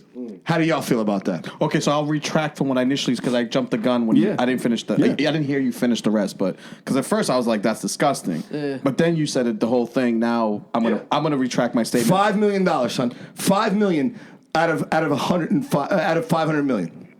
Rough, at least minimum. That's a minimum of what Vanessa Bryant's got is $500 million. We'll start. Of course. Minimum. You go first, Prez. All right. So for me, if a dispute happened, if she was living with them and she just decided, I just want money, I'm done with you people, then that's kind of whack of the moms. But if this was, she was living with them the whole time. The moms was. So the whole thing is like, if everybody was having a great time, and then all of a sudden, it's just a hell of a time to just sue your daughter. When it's a year later, son. It's a year later. Kobe died this year. He died beginning of the year. Yeah, but he's been dead. Yeah, he's been dead for a while. So Vanessa Bryant filed suit. But not to say your mom don't deserve the money. No, just so you know. So Vanessa Bryant, she sued. She's getting an insurance settlement because he has a life insurance policy She sued the airline company. Yeah. She sued the pilot. And she sued the pilot's family. Yeah. And the pilot's family. She's getting bread. Yeah, and she already had bread. She already had bread. She She's sitting on $500 million, getting ready for another Vanessa $300 million. Shitting on her mother, son. She's shitting on her mother, son. She shouldn't have. She's shitting on her I don't mother. even know how the fuck they got there. That's crazy to me that they even there. That's how that family is, right? Yeah, I don't even know how the fuck they got there. What kind of family lives like that? Yeah, what the like? I don't even know how the fuck they got there. See, that's crazy. When I listen to that, the money part is not what I'm paying attention to. That's what they're paying attention to. all But that's I'm what paying they're attention. paying attention to. Yeah. You know what I'm paying attention to is like what you said is like, or what you said is like, what transpired before. I feel like this is something that transpired way before she even had money. Mm-hmm. I think this is something probably because she'd have got the $5 million out of me. I think this is a and it wouldn't have byproduct. had to go to court. I think it's a byproduct of think maybe possibly Keep talking on it. I got my not opinions. real good fundamental. I think this is a byproduct of possibly maybe her not having a fundamental relationship with her mother throughout her whole life. Right. This seems like this is something out of like possible. Where's she from? Spite. I believe she's Mexican. She's Mexican from L.A. She Vanessa Bryant. She was kind of like a girl that was like a really hot girl. She was like into video models. She was doing her thing in L.A. She was getting into that. They're Mexican? I believe they're Mexican. Okay. Yeah. So.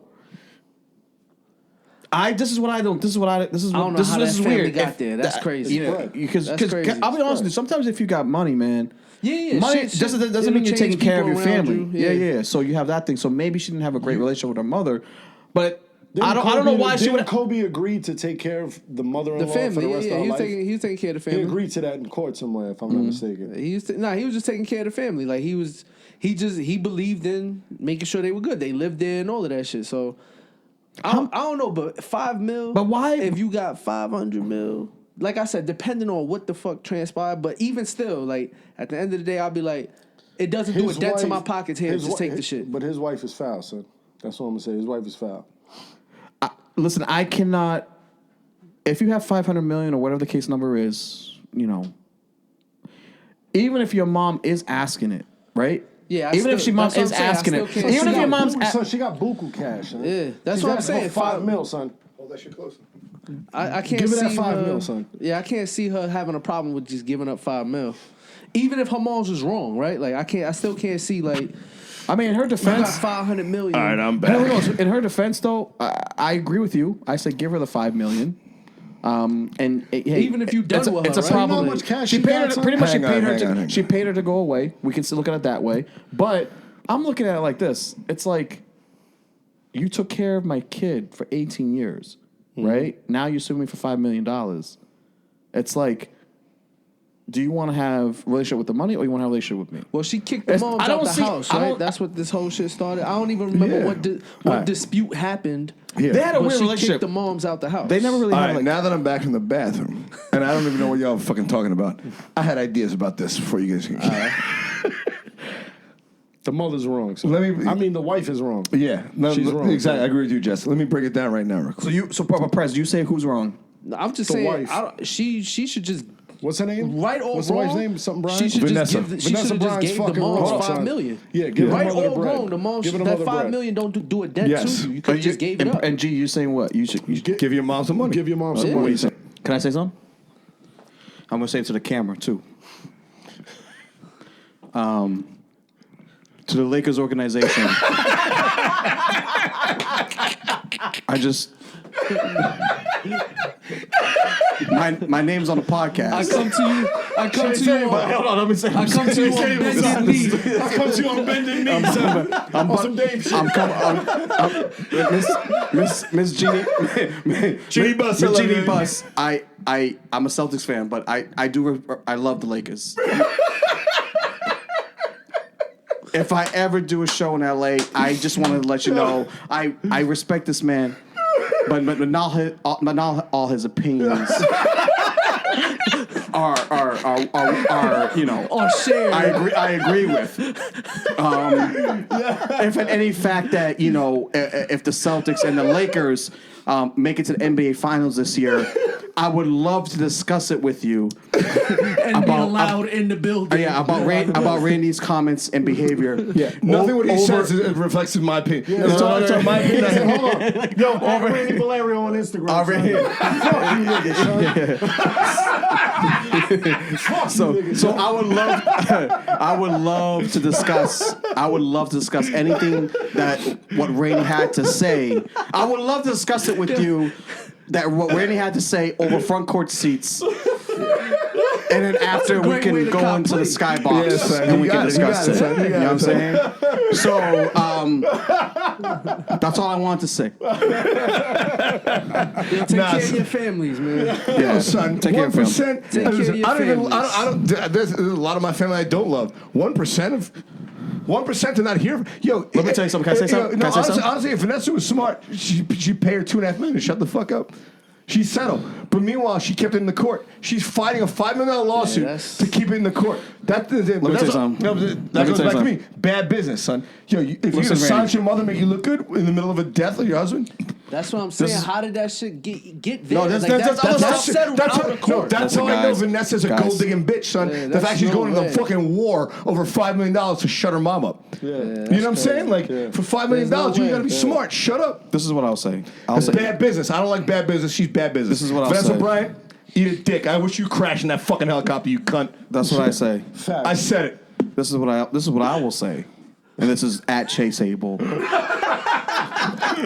Again, at Chase Abel. This is what I am saying. At Chase Abel, quote, this is what I'm saying. I would still give my biological mom, who didn't even fucking raise me. That's right. $5 million if I was sitting on 500. You know That's why? what I'm saying, son. You know why? Pride. Because pride, bro. It's pride, She son. still gave You got a birth, heart, son. You got a heart. I got conscious, like, you know what I'm saying? Like, easily. Even if my mom... That's how you sleep at night. You know what I'm saying? Even to this day, he knows, bro. I got a whole weird family situation, bro. Yeah. I still want them to have things, man. Yeah. You know what I'm saying? Like I said, I still want them to be okay. Like I said, Chase, if you had a $5 bill, you wouldn't give a nickel to somebody. You wouldn't give a nickel to somebody. That's the kind of disrespect Vanessa Bryant's giving to her. Yeah, that's crazy. And if anyone has if you have any problem with me on that, debate me on it. But I don't. Please debate me on that shit. I don't think that. What I want people to. This is my opinion. Yeah. I'll get one more. What I want. This is my thing. I don't think that it has to do with her. You know, I don't want people to kind of like if people are trying to tie Kobe into it and all this shit. Kobe's fuck dead, that. son. Like, you know what I mean? Kobe, like, this is not about Kobe. This is not about Kobe, you know. And Kobe, he was a pain in the ass, but he took care of people. He did. I think Kobe actually, to be honest, was quite actually his mentality was kind of like more like you, Randy. That's what I'm saying. Like he took care of people. He took care of people. It's not a slight on Kobe. It's a slight on her. Yeah, so that's unfortunate, and I hate to see family members. She inherited. Well, I just hate to see family members, man. You guys seen it before. Money is a fucked up thing, man. It fucks up a lot of things. I've seen money fuck up families, man. You know, not like $5 million. I can't see how you reason that. No, on a settlement. That's because like her lawsuit was $5 million. Even if you was giving her $5 million to get rid of her, right? That's what I'm saying. Her lawsuit was $5 million. So the settlement was $2 million. How did you let that go public? That's what I'm saying. Her lawsuit was $5 million. Her lawsuit. How did you let that get? That's there? what I'm saying, Prez. What do you mean? Prez. How do you say? How do you let your mother get in the news and start talking like that? Yeah. No. So what he's saying? So she sued for $5 million, and she could have settled her with her out of court for $2 million and kept it quiet out of the paper. That's what I'm saying, Prez. I just gave her the $5 million. It's $5 million. Shut the fuck up. Yeah. Yeah, that bugs me out. Yeah, son. This is what I will say. I've known people who really had really fucked up situations with their parents. Yeah, like their parents didn't have money like Kobe. Huh? But they didn't have money like Kobe. That's the thing. Money fucks people up. Money fucks people up. That's the real story. That's the real story. Money fucks people up. Money fucks people up. If she didn't have that inheritance, she wouldn't want to get rid of her mom's. Yeah, son. She would need her mom's house. That's the real story. You're right, Prezi. Prezi's right. You're right. You're right, son. That's the story. The money fucks people up, Chase. Yeah. The amount of money that they're fucking with fucks people up. It changes your opinions of the way you move. Because she didn't want to leave till Kobe died. Yeah. So something had to change drastically, right? Yeah, son. Yeah. Now he's dead. So I want all his money. Got played like a sucker for years, son. No, but she getting diamonds and her exit package on a prenuptial kept getting bigger and bigger. Mm-hmm. It went from 12 to 40 to 200 million. You know, so she of course she ain't going nowhere. You know what I'm saying? She's fucking. You know, but you know what's funny? You know what's funny? Yeah. Everyone's like, it's like, yo, the mom's asking for money, and I'm like, yo, the gold digger didn't fall far from the tree. Exactly. You know what I'm saying? Mom's asking for $5 million. She went for 500, and the daughter told her to go fuck herself. And in a weird way, as much as I'm annoyed with Vanessa Bryant, her mom raised that girl, son. Yeah. And that's what she gets. That's what that mom raised that daughter, so they both get what they deserve. At the end of the day, the kind of girl like that, would you fuck with a girl like that? I can't. Hell no. I wouldn't. But I've also seen a lot of good parents raise good, like in their way, and then the kids just end up being fucking shitbags. Yeah, that's true too. But you know what I'm saying? Not in this case, it's too close. They lived together for the whole time, right? So that's direct 18 influence. years. 18 years. That's what I'm saying. That's direct influence. Because it's not like she was in The math adds up. The math adds up on this one, Chase. Then she did. Yeah, I guess. Yeah, you're. Yo, son, we gotta go. I said, the only thing that's trash it's is 840, like, nigga. Yeah, we gotta go. $5 million. I just never. I'm just glad I would never get to that point. Let me wrap it up. With my people's, man. Yeah, we gotta go. You niggas gotta go. Yo, the Honors Class album is out now. For sure. Yeah, there you go. Heads or Tails. For sure. Farmer's Joint, All that Gee shit. Dubs album is out right now. Shout out to my brother album. Saul. That's my album. Hold on. I'm speaking up on the mic, son. Hold on, son. I see you was pausing for a while. I got him. Yeah, G's been. I got the monitors. I got the monitors. I'm gonna tune this out. Get ready to press stop. G's been waiting. G's been waiting, son. Shout out to my brother Saul, High Grade Partners. I love you, son. Farmer's Joint is out right now. I need everybody go download it. The Honors Class, Heads or Tails. The Honors Class, the first album by Gee Dubs and Prezy, and Prezy's album is coming out that I self-produced. It's called Lord Prezy. It's coming out soon, son. Lord. Oh, Lord. Oh, Lord. Oh, Lord. Coming out now. That's what I say when I come. Yo, RSB, you motherfuckers better tune in every week. This is the most authentic shit you're ever going to hear. I love you, brother, son. I love you guys. Gifted Hood, son. We out. GiftedHoods.nyc. Yeah. Go log on and buy everything you could if you're listening. Everything. I love all of you. Plug your social media stuff. At Gee Dubs, At Gee Dubs, Lord Prezy. at Lord Prezy. But go to giftedhoods.nyc. Everything's there. One. Everything's there. Chase, what do you got, brother? You got nothing going on? I got nothing, Neither brother. do I. We're gonna be on Godfrey's podcast tonight. We'll see you guys next week. We got a bunch more coming this year. We got 2 this week, 2 next week. The podcast is coming at you. We guys love you guys. Thank you, Prezy. Thank you, Gee Dubs. Thanks, Chase, for coming through to my mom's place, and we'll see you guys in a couple days. Peace. All of the happenings now, I'm moving forward as I'm backing them down. Strange how your brother's off a nap in the pound. I gave no gaps, not even crack of a smile. Take a nap, respect the cap and the gown. I'm in the mountains trying to master the sound. Send a signal when I touch to the ground. It's all official, take a good look around. Will they miss you when you're no longer found? I'm slinging solely off word of mouth, the word is out. Roll the Farmer's Joint and hold the crown. Agreeable women move with me and keep it 250s. Bring your friends, I got the crew with me. Whiskey shots get it poppin', I don't know stop though. Don't pass it without tapping the bottle. It's only fun if you make it tomorrow. I do this to the point of no return. Can I kick it? They look sore was Dubs and pass the mic along. Slow this off and like the body of Christ. I lose the moment I try taking your life. Imagine even trying to take your advice. Nothing suffice. I need nada. They're backstabbing for green dollar. Poor schemes. You seem novice. I find it strange you put your faith in strangers. I'm who you run to when it come to favors, but duck when it's time to pay up. You sit on the ones that care for you over paper. In constant competition with niggas you chill with, but label haters. I don't even blame them. I live beyond resentment. Soon as you moving, they be acting different. They want success, but always lack commitment. My journey's longer cause how I was brought up. Never ask nobody for nothing. You'll never owe them before you forgive them. Remind yourself how they tried to get over. Take your issues and own them. Apologetic to know as soon as I inhale the lavish aroma. My vision visit limits, passion persona. I swear I be zoning. My taste in women's exquisite, done had the baddest motives. Enjoy every minute living until I can't recall it. Hidden scars from past opponents while they wear theirs like memorabilia from classic moments. Y'all was asking for it, I was getting to it. You waste your time complaining and never change shit. Lame shit, on the same shit. When you talking big game, know who you playing with. You talk about the ones you know to those you don't. Like they don't know you just a fucking joke. That shit the strangest. That shit the strangest. That shit the strangest. That shit the strangest. That shit the strangest.